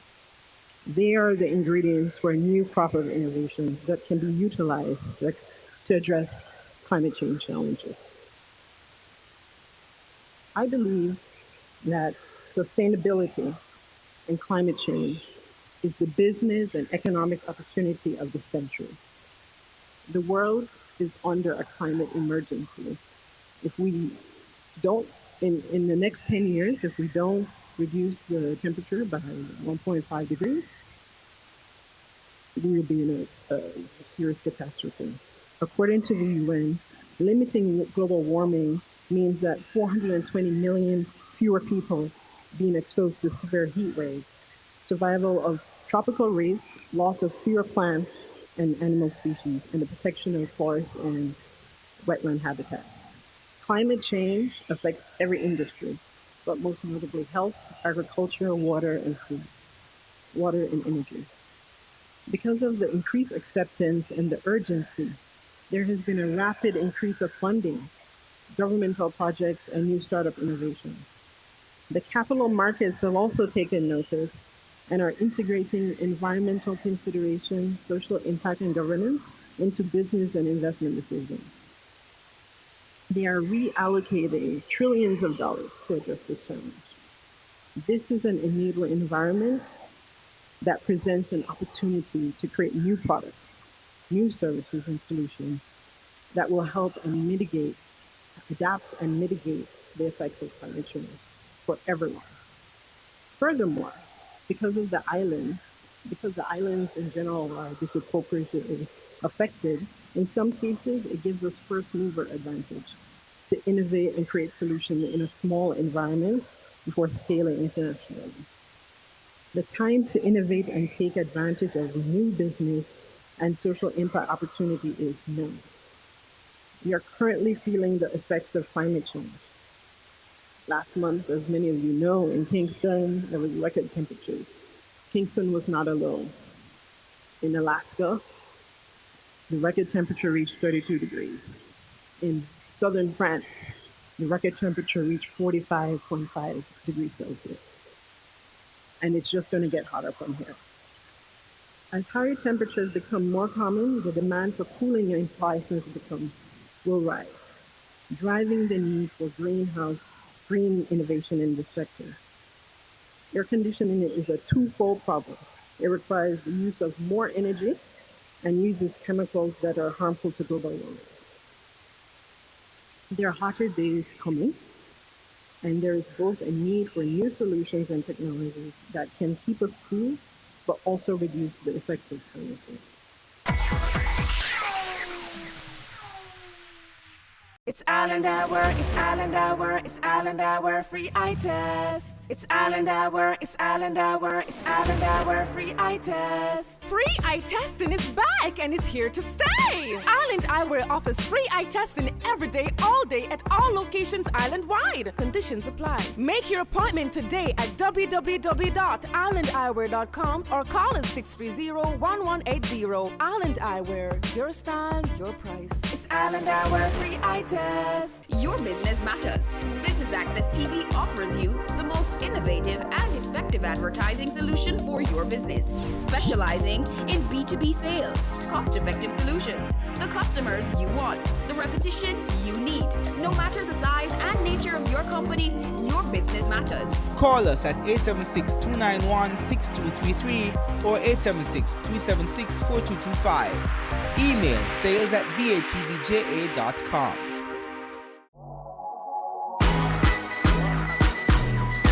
The Good Life, your trusted source for useful health and wellness information, lifestyle tips for the mind, body, and soul.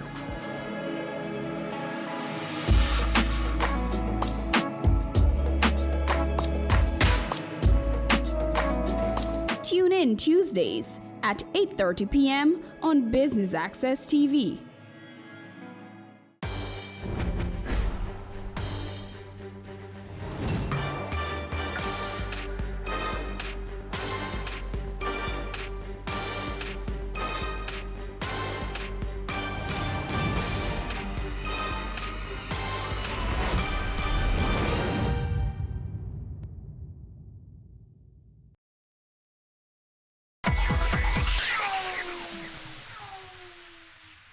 So today I will be speaking about Airbnb, which is very topical. The emergence of Airbnb in Jamaica and some of the debates and concerns that we have.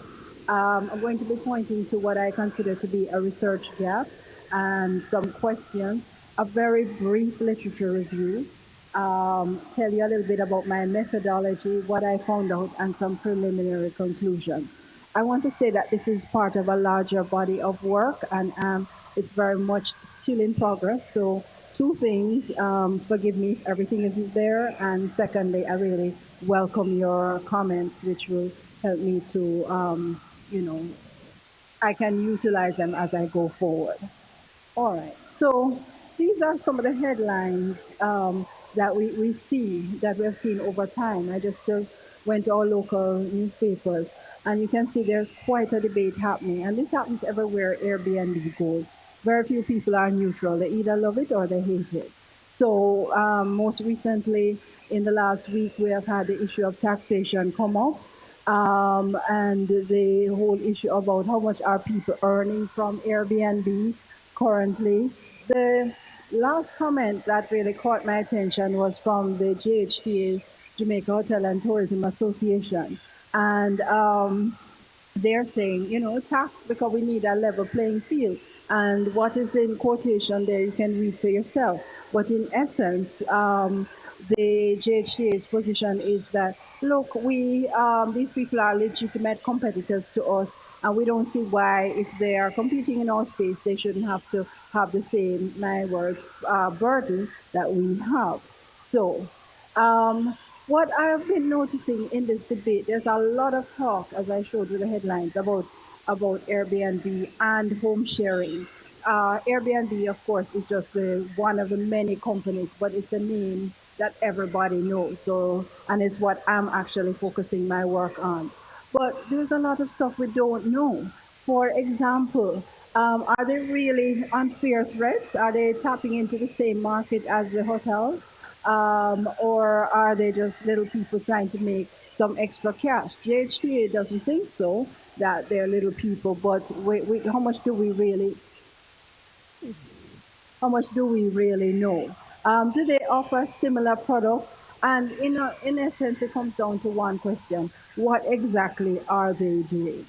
So I have some research questions that I will show you again in a little bit. But in essence, what I'm trying to understand is from the perspective of the host. So rather than going macro, I'm actually going to go micro, because hosts are the ones who make or break an Airbnb product. So that's what I will be looking at.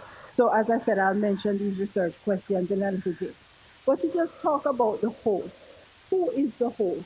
Well, one definition says a good host makes his guests very happy, makes his guests happy while they're in his care. So that's in essence what a host would be required to do.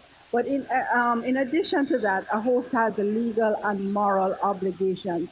So if some of us have studied hospitality law, and we know that coming back from common law, innkeeper's liability, and so on, you have the obligation to ensure that your guests are kept safe and healthy. But in addition to that, there's this moral code from many religions and traditions, meaning that you have to take the person in. In addition to that, in Jamaica, we have very strict legislation. And for a homestay, which currently Airbnb would fall under, there are 11 standards established by TPD, Tourism Products and Development Company, that have to be met. And they're currently looking at new legislation, they say. But currently, this is where it would fall. And hosts should also receive Team Jamaica training.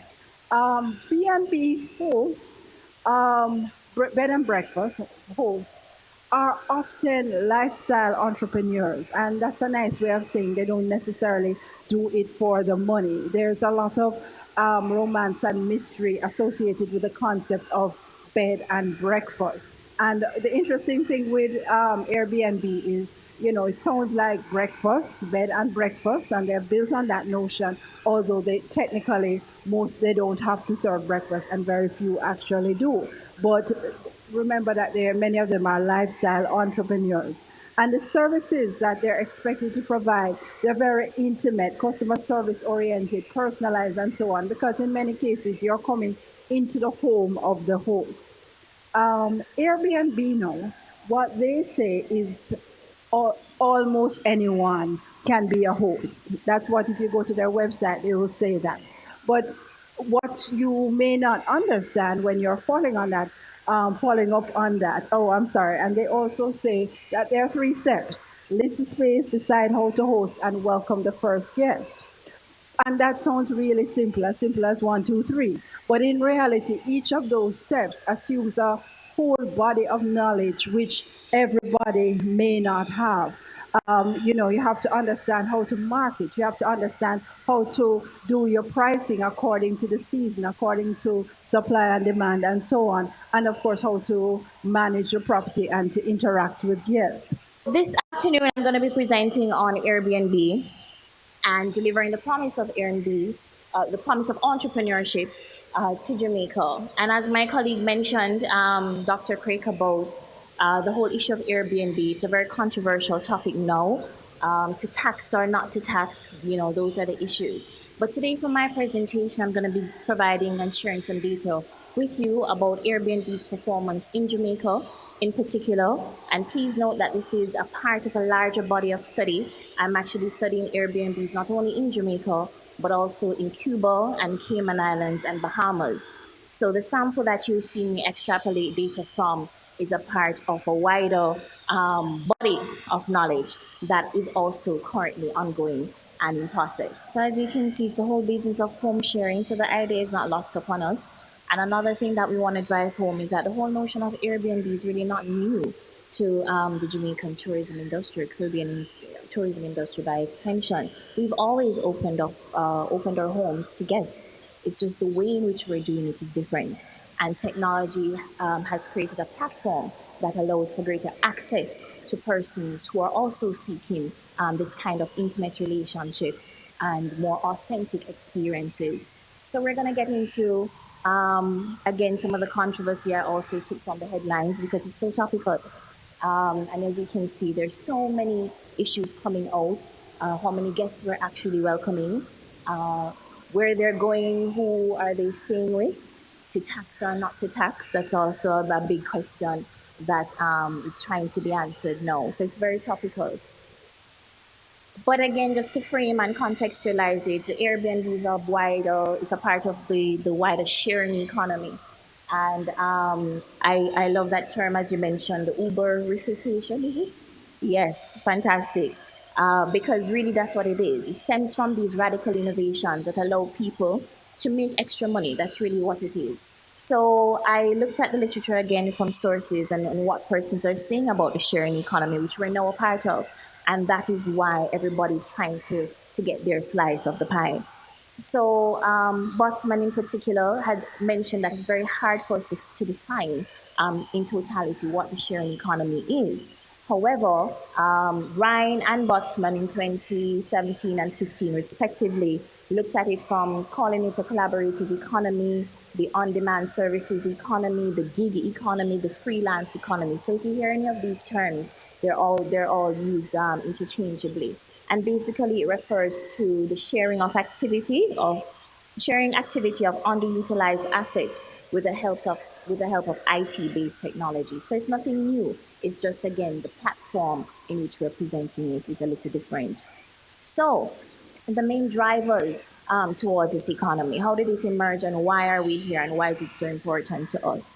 The main drivers is basically consumer behavior. We're switching now from ownership to access. Now, I'm a part of a very unique group of consumers and producers called the millennials, and there are a few in this room.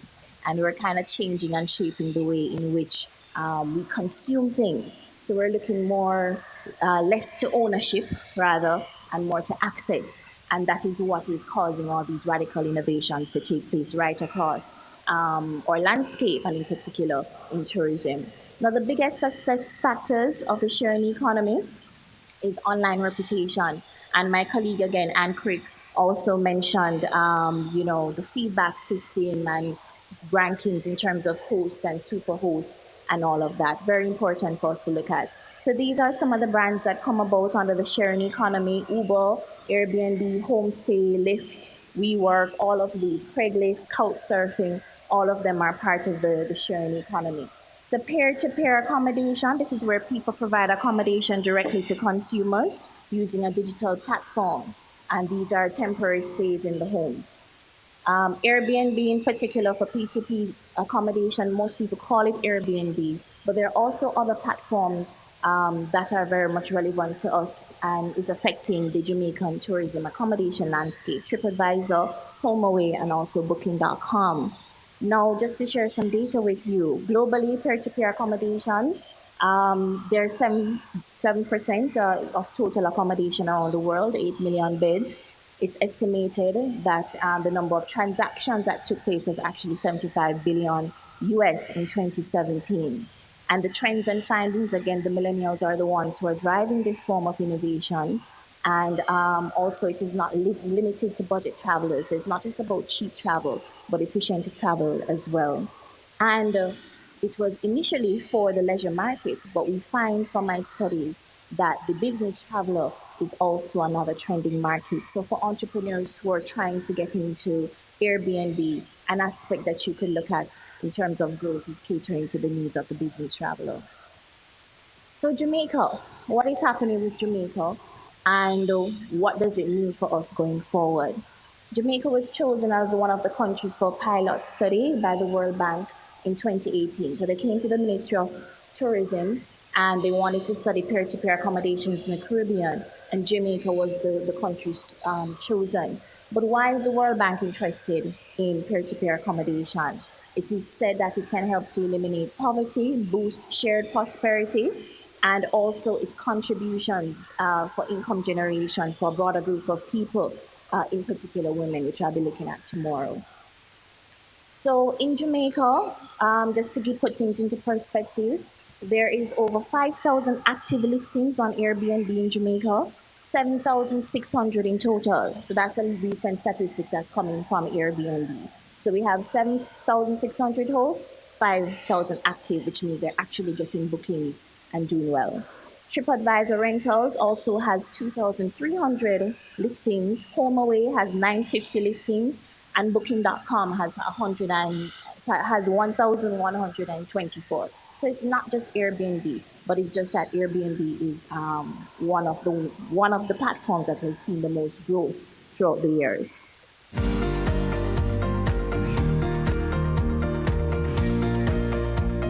Thanks for staying with us for coverage of the Mona School of Business and Management's 4th Business Conference. You're watching Business Access TV, serious about business.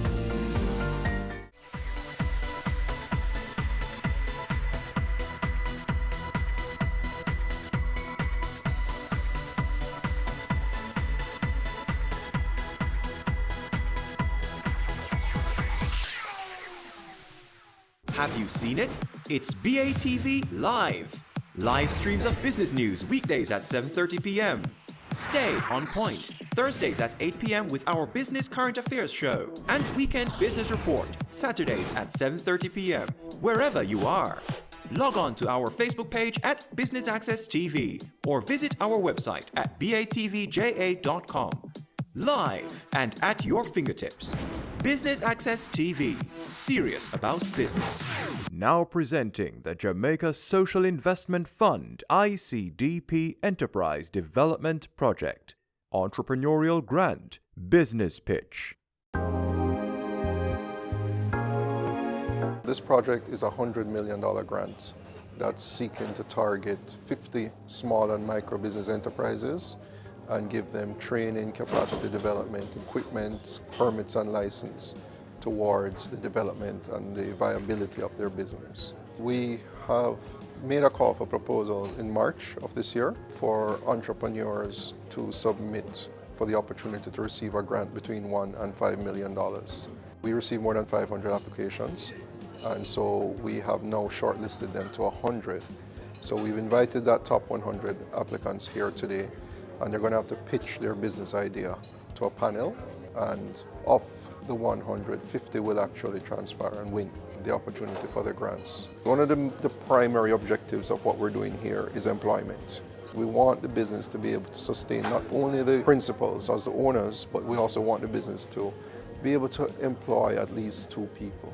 The next part of it, as we do in all of our projects like this, is it provides a learning instrument of how we can engage small and micro enterprises and take them to the next level. Why we're doing this rigorous process, because we want to identify the best potential entrepreneurs to fund for this project. And keep in mind that we are speaking about a loan, so we want to ensure that applicants are committed, and that from a sustainability point of view, that upon receiving the support from JSIP, that in 2-3 years, the enterprises will still be operational and the broader objective of the project would be achieved.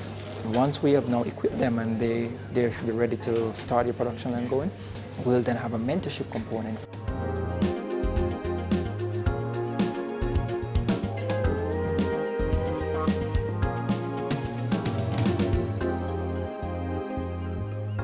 It has been a very competitive process. Jamaica is filled with persons with drive and passion. We're expecting that the best will be selected, and then for those who are not successful, we are also hoping to link them to other providers of services, because I'm telling you today, from what I've seen, it is an excellent opportunity.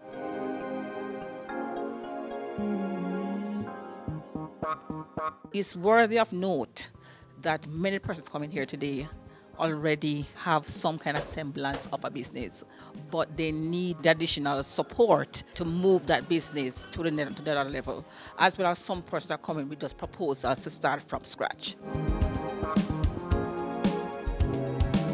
On behalf of the JSIF, we want to really thank the DBJ and other partners from UE who came to be part of the panel, and just to remind you that the JSIF is here and we're investing for community development.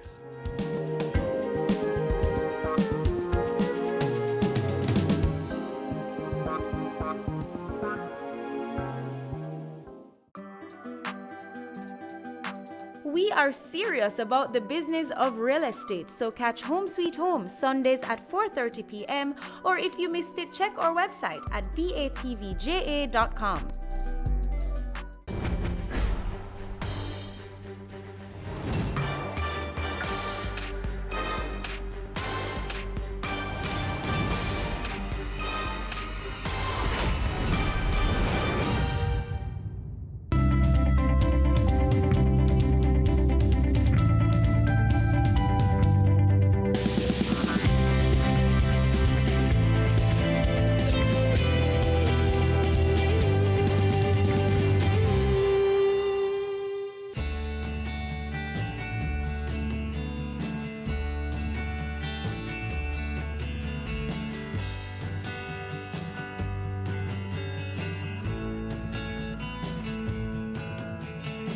My name is Fitzroy Mays, owner of the Mays Farm in Content Gap.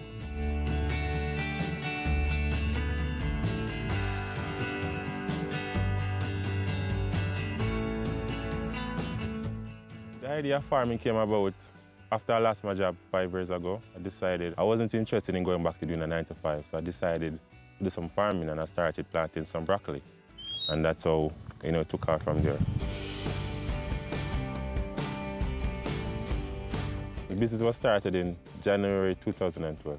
The products and services that Mays Farm offers is like fresh farm produce, basically broccoli, strawberry, corn, sweet pepper, tomatoes, and other vegetables. I cater to basically every Jamaican. As long as you're in my reach and I can deliver to you, once you call me and say need X amount of produce, I deliver to your home or office. Funding came from persons, like, friends and family gave me money and seeds to start up. And then I further went out there and got a few days' work and then turned that money in the business, and that's how I got started up. Money was used to purchase basically seeds, mostly broccoli seeds, And then after that money turned over, then I started purchasing equipment.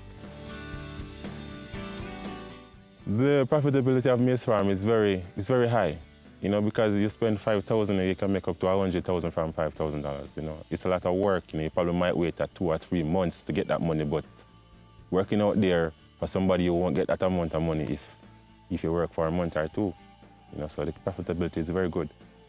It's a high risk, but it's very good.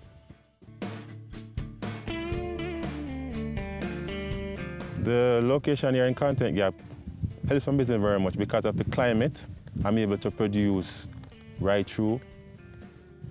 Sometimes it hurts my business because of the frequent rainfall I get from time to time. It does take a toll on the crops, spoil a lot of berries and broccoli and all of that. But it's good. Otherwise, the climate is very good for production and the soil is very fertile.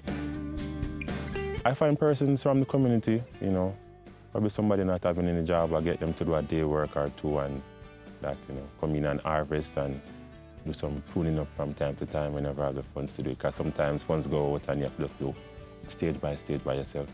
So as the capital comes, you work with the capital flow. Well, presently, yes, my mom is here giving me a few days, doing some cleaning up of the strawberries and getting things going back on track for the year. The typical culture in Content Gap is basically farming. Most persons plant coffee, banana, plantain, and stuff like that. But I decided to go strawberry because of the profitability of it. It's very labor intensive, but it's worth the while because it's in high demand and you get a good return from the crop. Full day, 12 hours.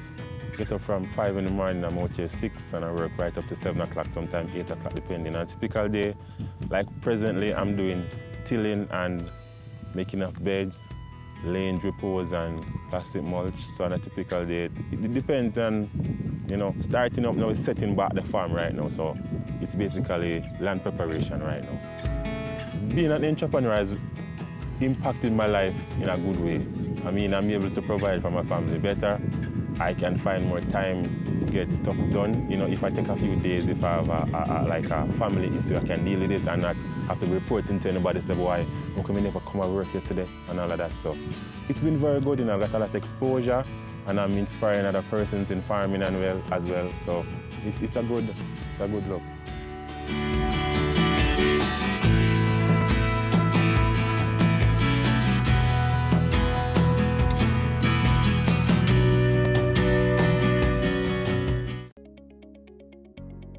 Taking the pain out of the audit preparation.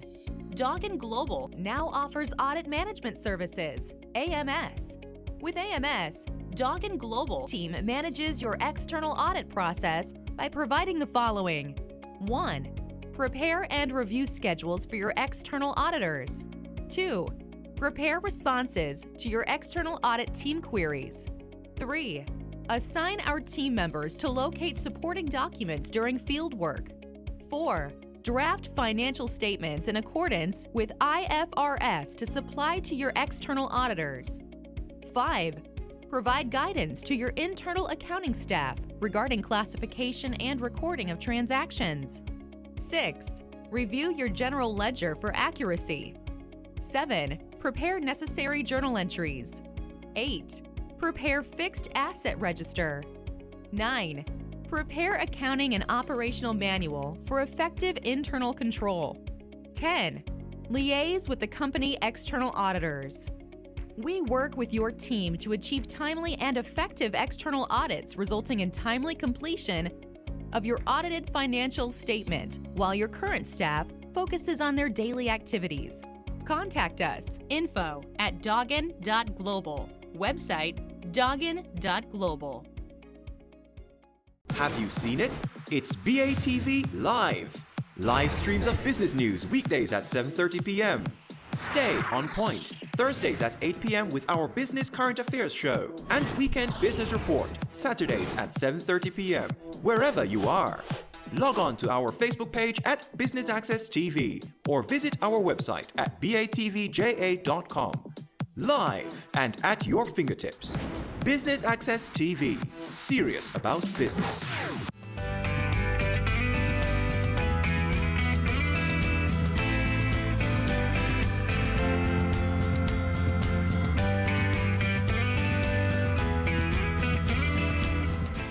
What set the maize farm apart from all other farms out there? The service that I deliver. If I come to you with something and you don't like it or there's something spoiled, I do a replacement. You know, once you say to me, say, boy, if it's right, this thing went bad, you know. I can say, okay, no problem. And the next order, when you say you need some more stuff, I give you back a pound or two for the spoiled produce. Like, for instance, I went to a customer house and she was saying, I'm selling her some red peas, and she said, she don't shell red peas. I said, okay, no problem, I'll shell red peas for you. And I sit there in the kitchen at the counter and I shell the red peas, 2 knot of red peas, and after shelling the 2 knot, she purchased another one and I shelled it out right there. So it's basically customer service. How you deal with your customer them is what determines what moves you forward, you know what I mean?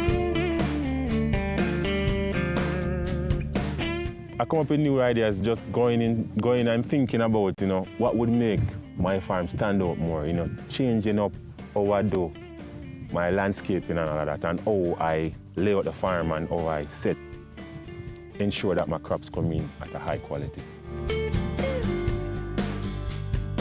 I go about securing my customer base as delivering high quality produce at all times. Once your produce is good, then you get referrals and person will say, yeah man, this guy have good stuff and you can buy from him. So that's how I keep them, by delivering good produce at all times.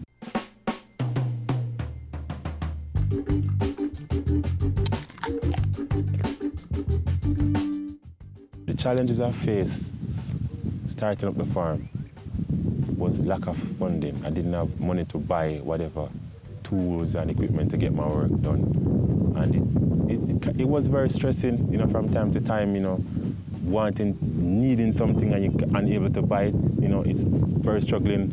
I mean, you alone doing everything is very challenging, but if you just keep that focus and keep pushing on, you'll get where you want, you know. So basically that's how I do my things. I just keep going, you know, depending how challenging it gets, I just keep pushing on, because I know one day it will get better.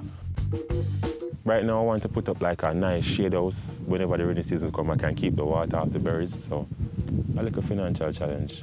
All right, my failures are, sometimes I'm unable to deliver, produce, because some persons, like the strawberries, for instance, is in high demand, and I'm unable to keep up with the demand because of low production, or no production, or even a heavy downpour or rain can mess up everything, and then, persons needing something like tomorrow, and one shower rain mess up everything, you're unable to deliver. That sets you back, Probably a person, you get an order from a hotel, and then you're unable to meet that demand, and then you lose that market, so that's really a big challenge right there.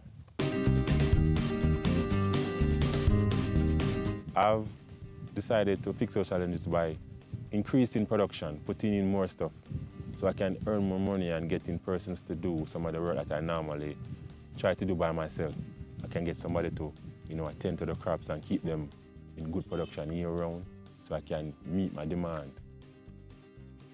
Well, the growth strategy I put in place to ensure that the maize farm Devon is like acquiring more land to implement more production of the berries, and also have other farmers coming in through the Agro-O project. So other farmers out there do berries, strawberries as well. But the maize farm will be the #1 strawberry production in Jamaica. So marketing the business, basically, I use social media, Facebook, Instagram, WhatsApp, referrals from customers, like I said before, was a means of marketing. The best form of marketing is Facebook. I'm willing to go the extra mile to ensure that the maize farms keep on successful, putting out long hours of work, and ensure that I keep up high quality produce at all times. Yes, I believe there is a pattern and a formula to becoming a successful entrepreneur. It takes determination, and a zeal to make it. You want that, you're going for it. Sometimes you feel like you're running out of energy, you can't go, but if you probably just rest a bit and just keep pressing on, you'll get there. Because it wasn't easy for me. I didn't know that I would be where I'm at right now. I just started out doing some work, and then the hard work I put on, person seeing, yeah man, I work hard, and he's a good, influence and inspiring other person. So let's push him forward, let's give him some motivation, and you get there. Success is what you make it, You doing a good work and person seeing what you're doing, and you see yourself increasing in profit and changing other person's life. It's not all about the money, it's about the aspect, the character that you put forward, and the person seeing you as a motivation to them, looking to you as I say, yes, all right, if you would do it, if I do it, then you can do it too.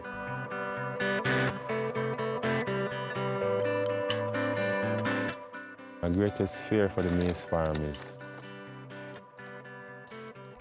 maybe, I don't know, I have 2 kids, I don't know if they're going to be interested in the farm, but I'm hoping that they will come on and keep doing the good work that I've been doing and keep it up, because sometimes in this the generations nowadays, they don't think that the soil is anything of means of becoming wealthy, because person thinking about doctors and lawyers and all that, but farming is a key, because who's going to feed the doctor and the lawyer? They're out there, they need food to eat, So person don't see farming as a business, so to speak. They see it as a dirty work, but you have to get it. The soil is where everything lies in the soil. Food comes from the soil, we came from the soil, so we have to set that trend and keep it up.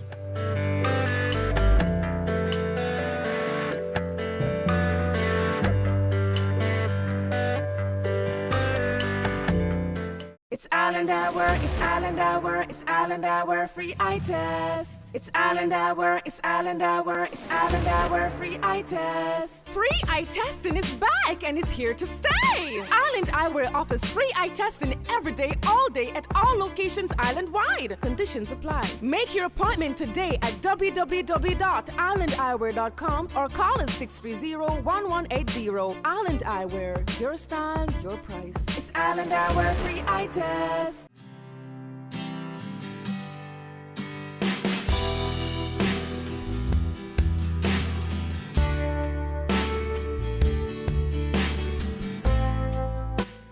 Fitzroy's motivation is his children. My kids are what motivate me. When I'm unable to supply their needs, that drive me to work even harder to ensure that their needs are being met. sending them to school and ensuring that they have a meal on the table every day and the necessary things that they need to stay in good health. That's what drives me, and dreams that I want to pursue as well help drive me to say, listen to me, just keep doing this. You're gonna get to where you want. You're gonna buy whatever you need to buy, whether it be house material to set up that house, whether you wanna set mommy in life, get her in a nice place where she can just relax and enjoy herself after years of hard work, So that's what really drives me. My greatest inspiration is myself. I inspire myself to just keep going despite the challenges that are around me, Financial setbacks, weather condition, Sometimes challenges from all different angles come at me. I just keep going because I know I'm coming from far. I used to walk and through farming and I was able to purchase a car, so I just keep going. I want better, so I just keep pressing on each time. My favorite aspect of being an entrepreneur is collecting your own money, paying yourself. You're your own boss. You decide what you want to do today and how you're going to do it. And you have time to relax when you want. You don't have anybody over here telling you, all right, you need to get back to work now. So if you don't feel well, you can go take a rest and then wake up, and then if you want to work straight back till in the morning, if you want, it's up to you. So being an entrepreneur, you have your own time. You manage your own time as what you do when. You don't have anybody bullying you. So some of the things that makes me inspiring and successful is the quality produce that I supply. Persons enjoying interacting with me and enjoying consuming my produce. They say the produce is very nice. Everything has good quality. So that's what drives the business forward. My most satisfying moment in business is getting my customers, keeping my customers happy. That's my most satisfying. When I keep them happy, then I am happy. Because once they are happy, then you can lose business that way. But once you keep your customers happy, then you'll be good. You feel that joy and that zeal. Say, yes, you're doing a good job.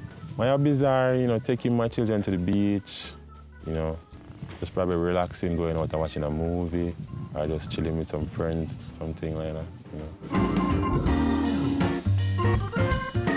What makes me happy is coming out here each day and seeing my produce coming out, fruits being there to be harvested and can be able to pick a fruit and have it fresh from the farm, and that's really a joy for me. A future plan for me as farm is getting persons here to work on a daily basis, being able to hire at least 5 persons on a daily basis, putting in money in persons' pockets from the community, and then able to now get more time to do more interaction with the customers and penetrating the market even better, expanding, to even 14 parishes of Jamaica, so I can know each week I'm in at least 2 parishes for the week, so I can penetrate the market and bring in more income in my pocket, penetrate even in the hotel industry and getting more income. My advice to the young entrepreneurs out there are persons wanting to start a business. You might be low on capital or limited resources are around you, but once you start and persons see that you're wanting to do something, then they will help to give you whatever you need to move forward, and you in turn have to be determined to push yourself forward and to go out there and get your business going despite all the challenges that are around you. It might look like it's not going to work, but don't listen to people, listen to your heart, and you will be successful as an entrepreneur.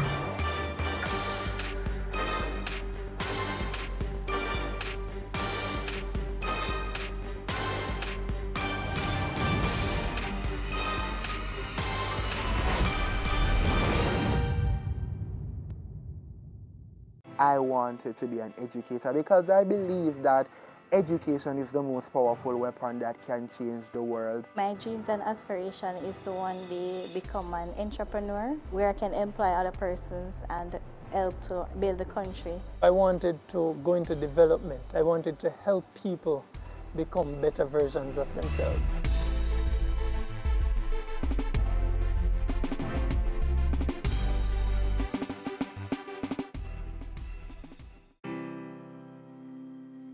Growing up, I saw a lot of violence, I saw a lot of crime, I saw a lot of poverty. The challenges are so many.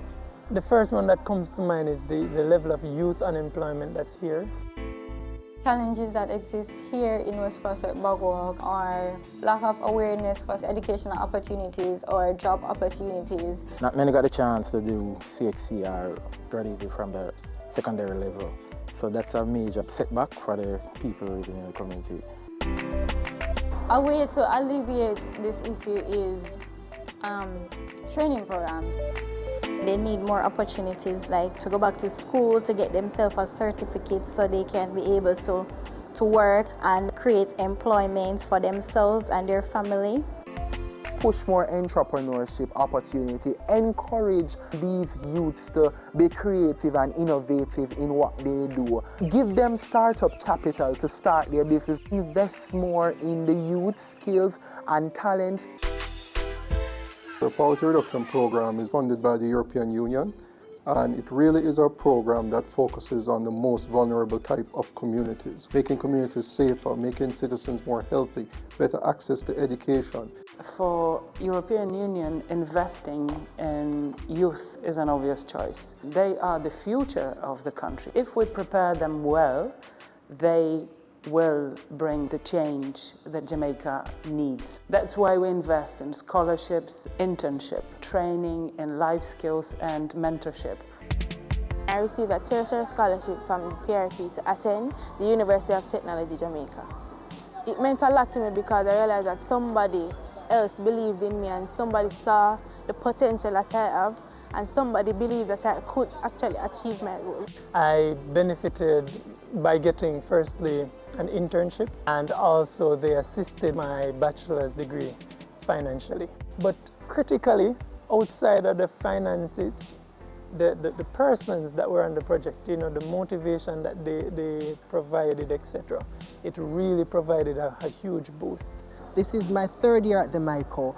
This scholarship, it helped me to be able to focus only on my education here, because tertiary education is not cheap. I was placed at ODPEM on the one-year internship program. It was really good. It was an opportunity for me to prove myself, to give myself a service, and also to gain experience in the working world, and to also provide for my family.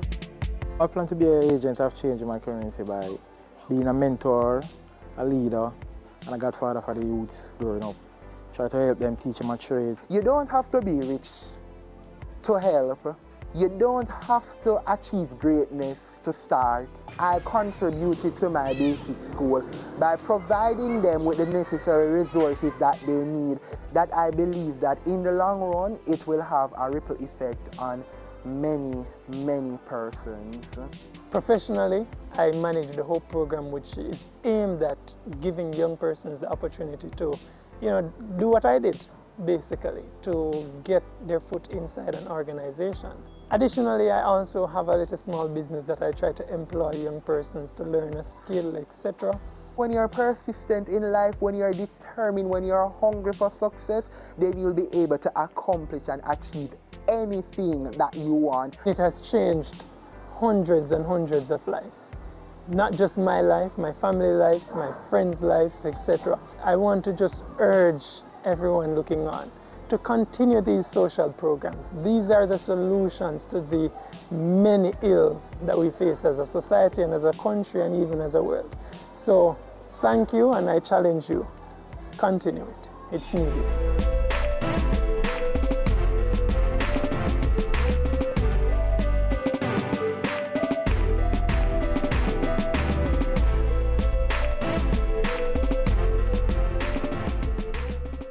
Your business matters. Business Access TV offers you the most innovative and effective advertising solution specializing in B2B sales, cost-effective solutions, the customers you want, the repetition you need. No matter the size and nature of your company, your business matters. Call us at 876-291-6233 or 876-376-4225. Email sales@batvja.com.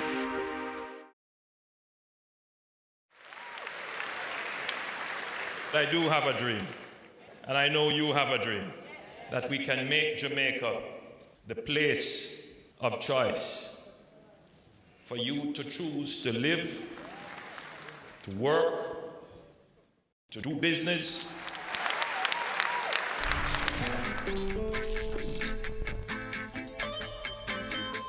We are going for the Jamaica we want.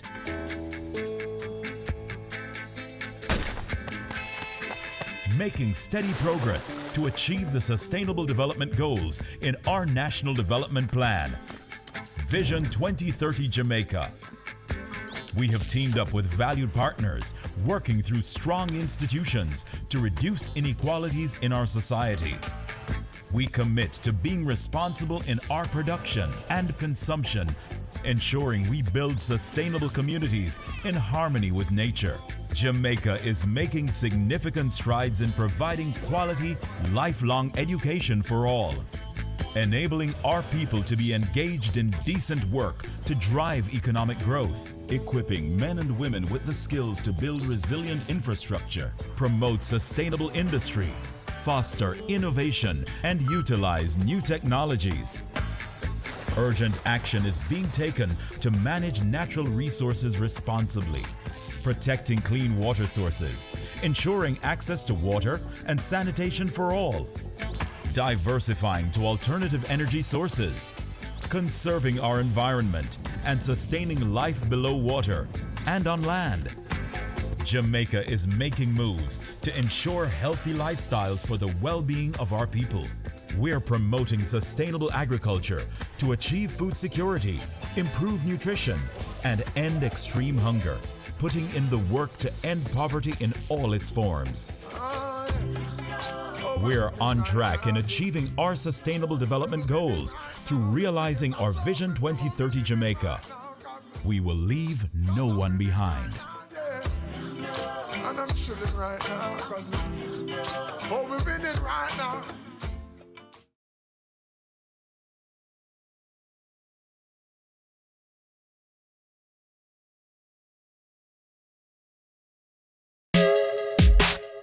I'm Adam Stewart. This is Business Access TV, serious about business.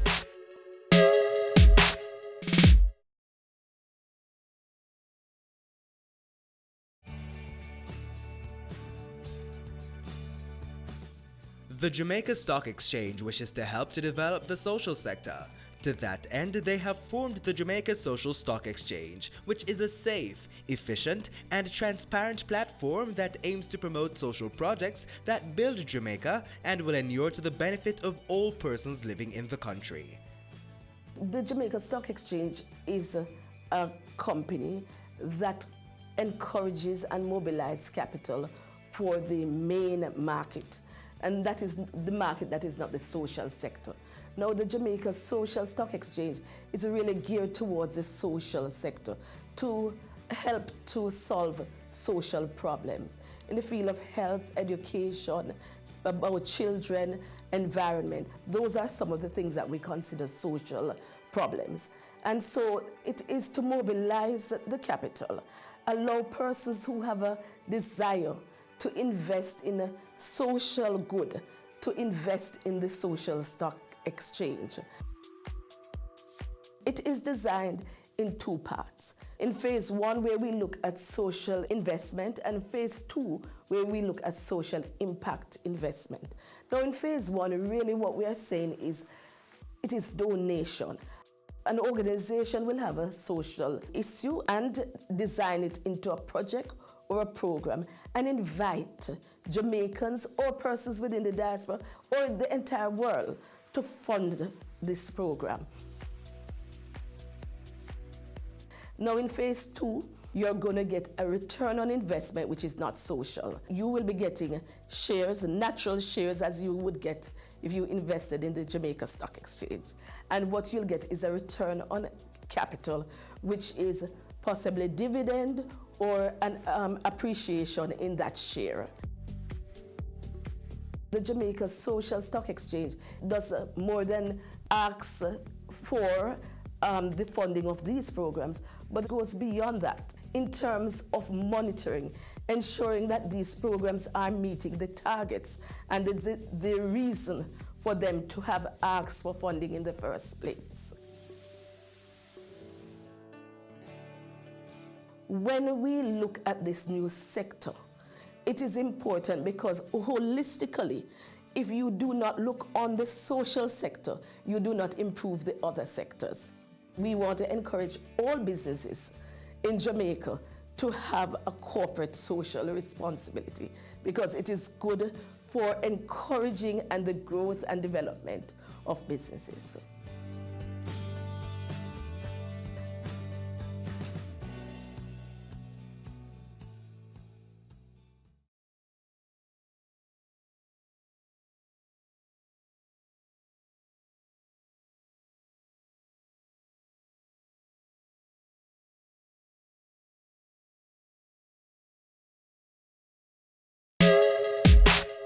My name is Christella Harris. You're watching Business Access TV. Serious about business.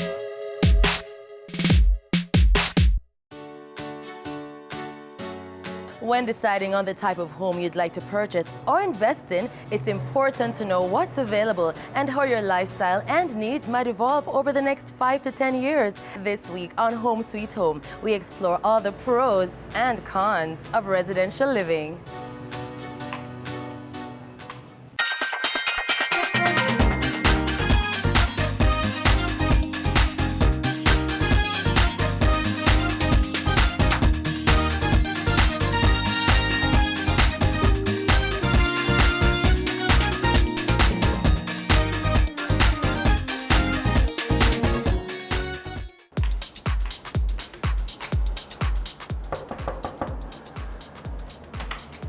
Hi.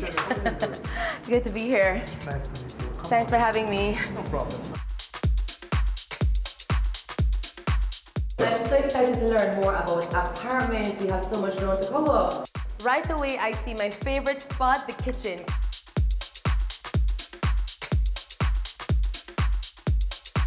Yeah, still accessible to short people like me.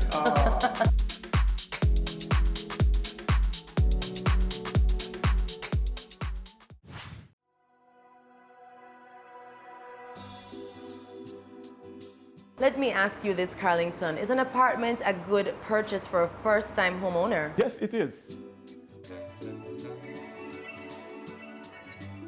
In your early stages of purchasing an apartment, for example, your first purchase of real estate, you'd want to know that you're making a good investment as regards to getting a good resale value after you have moved on to your, per se, your dream house. As the demand grows, you'll have more young professionals and the price would actually go up.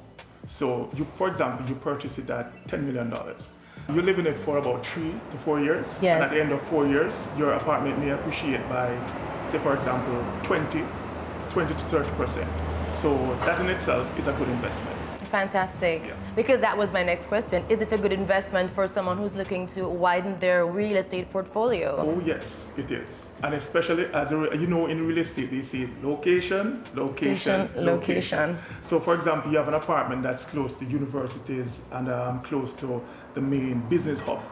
That may be, you won't have any time in terms of having such an apartment. If you put it on the market, such an apartment won't take a lot of time to be snatched up by somebody who is very interested and who works in the business district. So, now that we're in this apartment, Yes. let's talk about the pros of owning an apartment and the cons, the downside. But let's start with the positive aspect first. Hit me with those pros. Normally, an apartment is built where you have a town center. It's built because developers, I think, with good business sense, wouldn't normally go for that type of environment in terms of selecting a spot to actually have a development.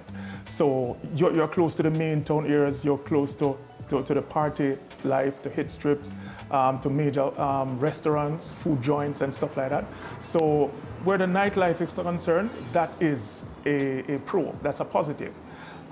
Where community is concerned, having an apartment, you're close to persons. For example, there should be an emergency. Yes. You can have the security of knowing that you could call on somebody that's close by. In terms of security, a lot of persons choose an apartment because of the security aspect of it. There is a whole issue of gated communities. So being in that confine, where you know that there's a stationary security personnel, and you have, like, for example, closed circuit cameras, yes, and you have like a remote automatic electronic gate, that is a good additive or a positive as regards to owning an apartment. Fantastic. And as I said before, the resale value is up where that is concerned. And there is someone there regulating access to your property as well. There's someone there regulating access. You would know who comes in, who goes out, so you have a checklist of that. So where security, where that is concerned, security is a absolutely positive. key. Absolutely. And certainly on an apartment complex, you have a wide variety of complexes Yes. that have different amenities. So let's talk about that. Yes, depending on the scale apartment. Normally you might find some apartments, what they try to, you have the green area. That's a place for recreation. You have some apartments come with tennis courts, some apartments come with their own gyms, and some apartments may come with a spa. So after having a hectic work week, you want to just relax and just enjoy the amenities that you have paid for in your maintenance and everything and the purchase of your apartment. That's a positive. Absolutely. Where the amenities are concerned. Where your utilities are concerned, for example, if you had a house before, that for somebody who's downsizing, they had a pool, your utilities more likely would be up. If you choose an apartment where you have shared facilities which are maintained, you are looking that your utility would actually scale down. So in that's a plus in terms of choosing an apartment over a house or in the process of scaling down.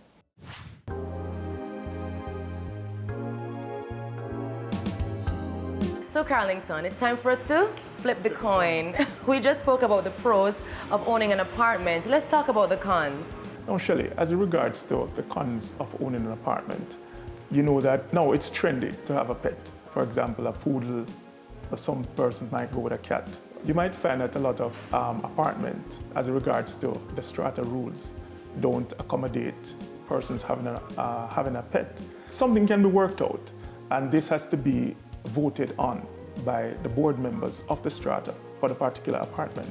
And if a consensus is reached, then a person may bring in their pets. As regards to your apartment, as you know, by the strata rules, you're not able to do any modifications to the exterior of the apartment. And if there are any changes to take place, for example, a change of a window, it has to match back with the original scope of the design of the apartment. And this is being done to maintain the value of the property as regards to reselling the property at a future date. We were talking about how great it is to have neighbors, but certainly that provides challenges as well in terms of noise pollution. Everyone is so close together. Let's talk about that. Where noise pollution is concerned, you know, a community is a bringing together of a number of other persons of different tastes and of different values. Yes.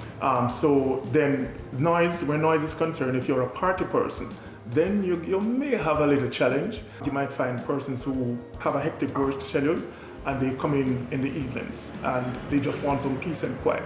So you might find that as a drawback for some persons. Another con likewise is parking. Some apartment complexes may go up to 2 parking lots. So for a person who may have 2, 3, 4 persons coming to them, they might find a problem getting a parking space. There are some apartments too that do not actually designate a parking space to you. You just have to kind of fit in where you find a vacancy. That can be a challenge in the sense that the persons who actually owns property, to find that they come into their own property and are not being able to find a proper parking spot, that may be, they may complain to the strata committee where that is concerned. But you should know, Shelley, that most apartments, especially the contemporary apartments that we're seeing now, they afford designated parking spaces. So to avoid persons, the complaints and stuff like that, that rule may be implemented for ease of access and for unity as regards to the community. In addition, some overlooked disadvantages of apartments may include lack of privacy, problematic neighbors, lack of personal outdoor space, and no chance for extensions.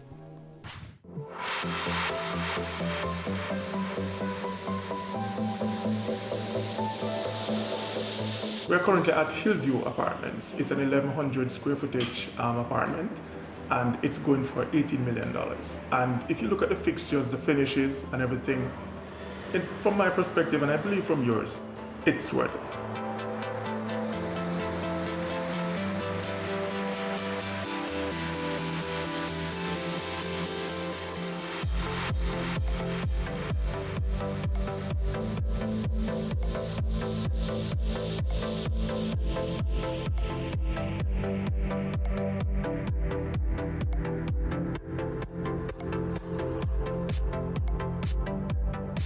I love this apartment. It's very nice, very modern, very contemporary. Yes, and as I said, from what I've been saying, that it speaks to your taste. Don't go anywhere. When we return, we'll be exploring the pros and cons of a townhouse. Stay with us.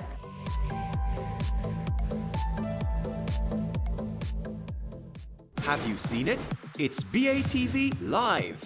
Live streams of business news weekdays at 7:30 p.m. Stay on point Thursdays at 8 p.m. with our Business Current Affairs show and Weekend Business Report Saturdays at 7:30 p.m. wherever you are. Log on to our Facebook page at Business Access TV or visit our website at batvja.com. Live and at your fingertips. Business Access TV. Serious about business. Your business matters.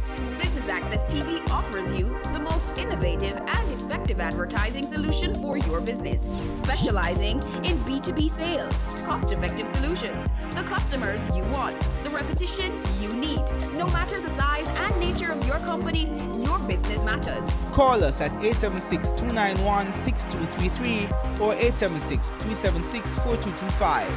Email sales@batvja.com. Career Moves has always explored interesting careers, highlighting all you may not have known about them. This season is no different. Coming back to Jamaica, everyone's like, fizzy what? Fizzy who? When you find a bright boy or girl in the class and people say, what are you going to be? The parents will say, you have to go be a doctor, you have to go be a lawyer. Nobody says you have to go be a politician. Let me see your hands! Tune in Tuesdays at 8 p.m. on Business Access TV.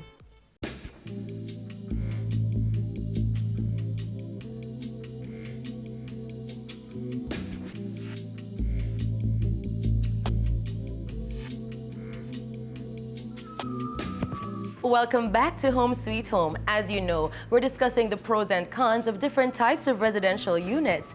At this time, we're located in the cool hills of Belvedere, talking townhomes, and we're joined by Coretta Houghton, Realtor Associate of Complete Realty Solutions. Hi, Coretta. Hi, Shelley. Thanks for having me. It's our pleasure. First and foremost, since we're talking townhomes, define a townhome for us. Okay, so a townhome is a single-family dwelling house that usually spans over 2 floors and is divided from the adjoining unit by a wall. So the townhouses, they are governed by the Registration of Titles Act. However, in some developments, the proprietors are asked to sign a homeowners agreement by the Homeowners Association, and it's this agreement that provides the guidelines under which the community operates. I see. And can you give us a difference? Can you compare the two associations for us? Or are they basically the same thing with different names? They're one and the same because they're still enforcing the operations of the various developments. All right, tell us the pros and the cons. Let's go with the pros first of buying a townhome as a first real estate purchase. So, as a first real estate purchase, you probably consider your family size if you're opting to choose a townhouse. So it affords you your own backyard and front yard. Instead of parking in a communal parking, you're able to park at your door. Some townhouses, they even afford you the option of extending your property within, certain parameters. Even with the newer developments, you find that with that one maintenance fee, you're able to enjoy fully equipped gym, swimming pool. If you have a family, you have a recreational area. So your children, they pretty much get a ready-made space and friends are there, you know? Yes. These luxury items have been added to the townhouses. The maintenance also covers security, and in addition to the structured organization of a security, you have your neighbors, so you have those extra pair of eyes that are watching out for you and your property. Absolutely, and in the case where you have to travel, you have to leave your plants, you have to leave your pets, your neighbors might be able to chip in for you as well. Yes, definitely.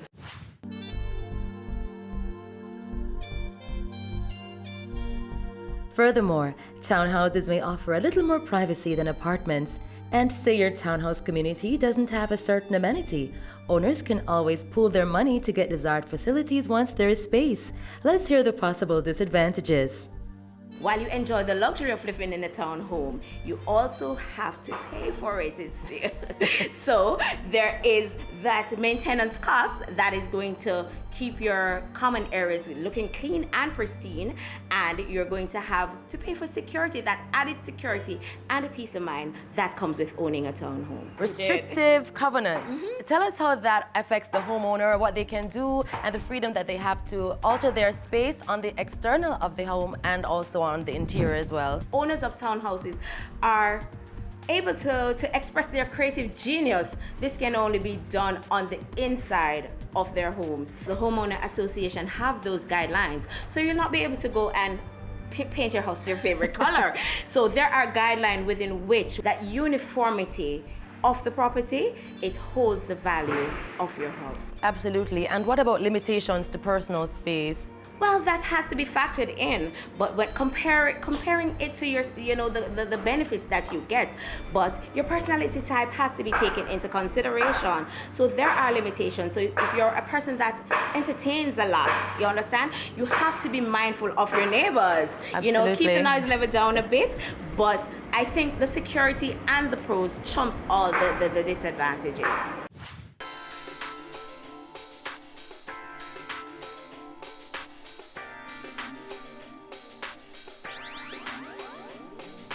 All right, for persons in the real estate market looking for an apartment or a townhome, could you give us a little bit of guidance as to who would be perfectly suited to a townhome environment?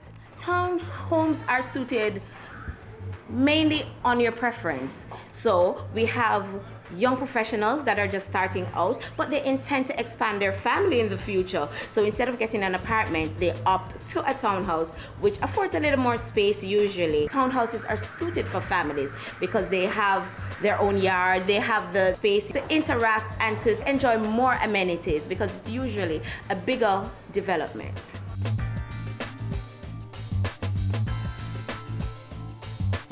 I'm really enjoying our conversation here in cool Belvedere. It's really nice here at the Royal Suite.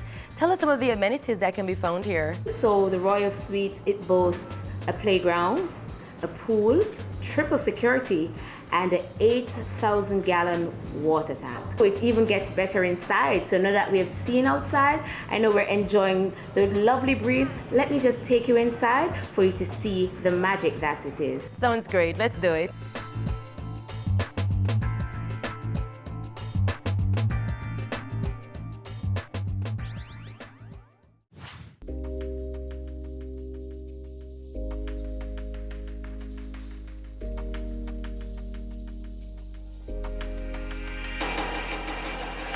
Do you imagine our homeowner will be cooking up a storm in this lovely kitchen? So it boasts a lot of storage space. Our cupboards are made out of hardwood. Yes. As you can see, very nice. Lots of storage. Storage space. So for our backsplash, we have the lovely subway tiles that are on trend right now, and we have accentuated that with the granite countertop. Tell us some more features of this wonderful home. Okay, so Shelley, it's actually a 3-bedroom, 3-bathroom townhouse, all ensuite bathrooms. We have a helper's quarters, also fully outfitted. Then we have a powder room downstairs with a very large living and dining space. And it's a contemporary space, very clean. It is very clean. Very impressive. Let's talk money. What price tag are we looking at here? Well, Shelley, all of this can be yours for just $360,000 US. I'll sign it up right away.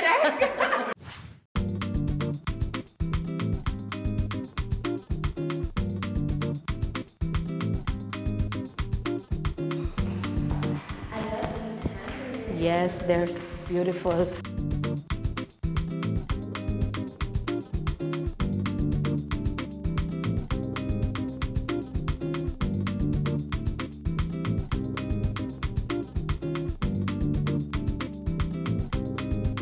I love the height of the ceiling. High ceiling, yes. It makes the room cooler. Absolutely.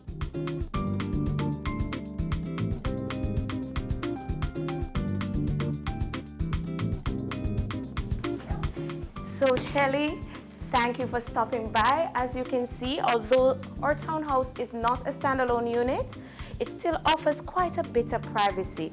You see that you're not chucked up to your neighbor, and you have all of this space, all of this luxury to just enjoy. Thank you for being here with me. Curta, I must say a very big thank you for having us and telling us all the amenities here at Royal Suites and townhouses in general. I mean, we learned so much and it was very interesting information for persons in the real estate market. Thanks so much for being with us and giving us all this great info. And of course, stay with us. When we return, we're going to be looking at standalone units. You don't want to miss it.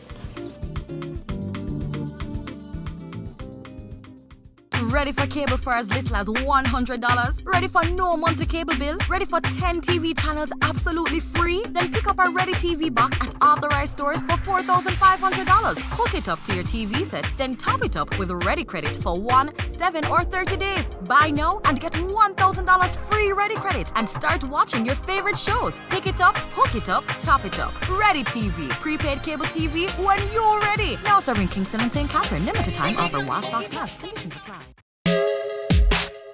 I'm Adam Stewart. This is Business Access TV, serious about business.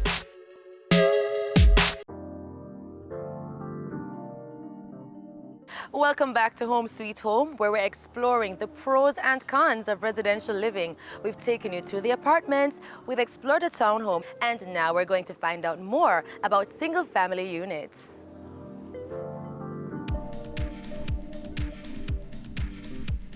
Hi, Shelley. Thanks for having me. You're welcome. Super excited about finding out all I can about single-family units. I can't wait to go inside and see what you have in store. Well, Shelley, one of the pros of having a single-family unit is to enjoy the yard space that it provides. So why not have a seat out here? Sounds good. Let's do it.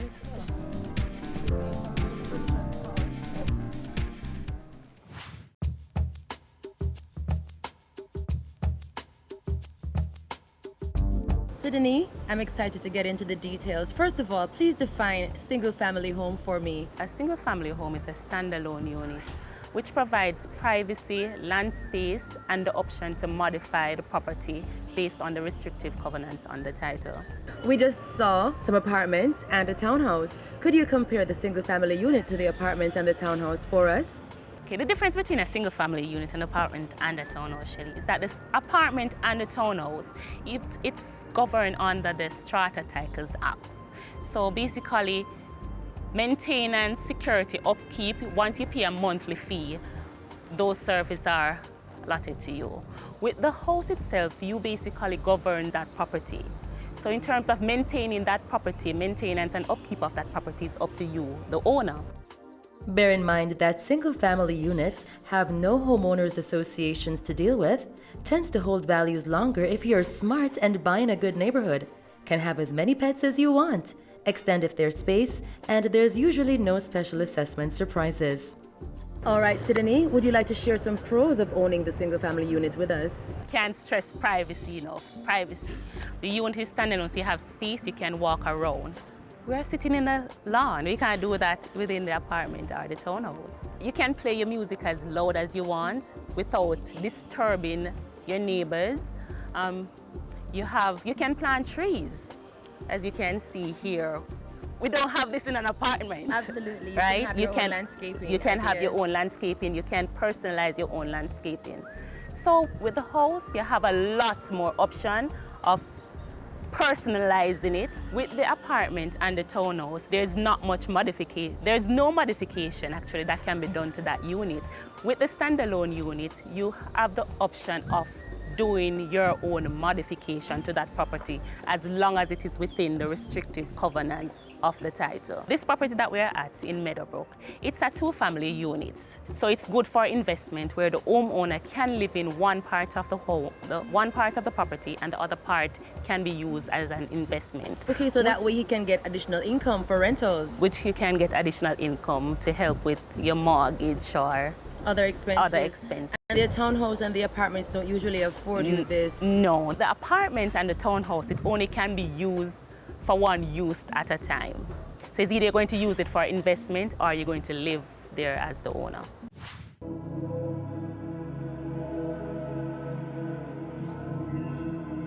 Sydney, with all the benefits that you just mentioned of owning your single family unit, it's so hard to imagine that there might be any disadvantages, but I'm sure there might be one or two.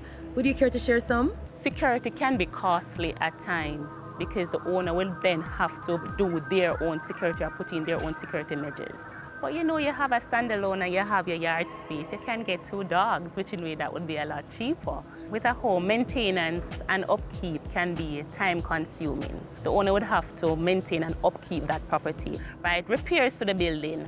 If the roof is leaking, you'll have to fix it. Electrical, you'll have to fix it. When you're modifying that property, you have to bear in mind that even though you may modify the property, you can't over-improve on that property because based on location, which is very important, you have to be mindful that when you modify that property, within a resale of that property, you can only get market value for it. It's a great responsibility being a homeowner, yes? Yes, it is. On the downside as well, single-family dwellings are usually more expensive to buy, and it can be a longer commute from your workplace since standalone units are often in the suburbs than town centers. Is a single-family unit a good recommendation for a first-time homeowner? Yes, Shelley. It depends on you, the person that is looking to purchase. There's a lot of factors that you have to take into consideration. For example, Shelley, we are at this lovely property in Meadowbrook. And as I mentioned before, it's perfect for investment. You basically can get a monthly income of $200,000 per month. Fantastic. Tell me, Sydney, what does a property like this go for on the market? Just a mere $29.5 million. Million.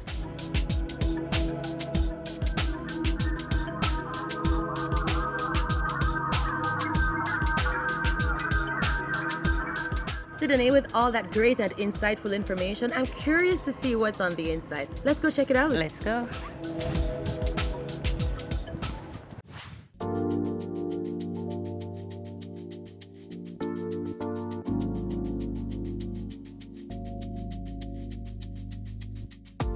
This is a lovely home, well designed. I see lots of great design elements here and fabulous use of space.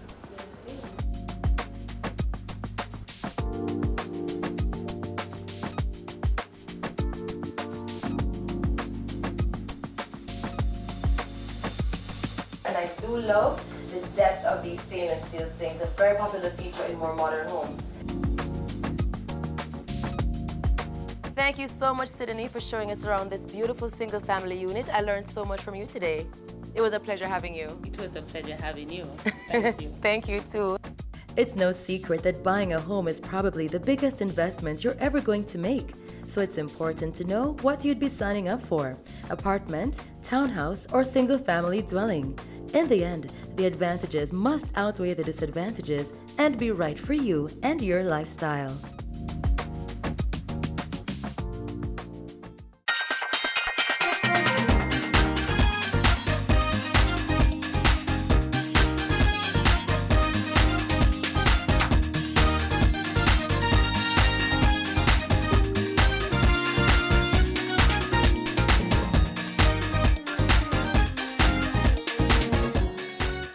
It's season 12, and Wealth Magazine Business Access is here to keep you business savvy.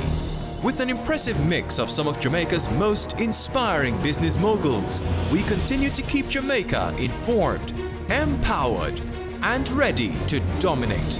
Tune in Sundays at 5 p.m. only on BATV. You're watching Business Access. Business Access. Business Access. Business Access TV. Serious about business.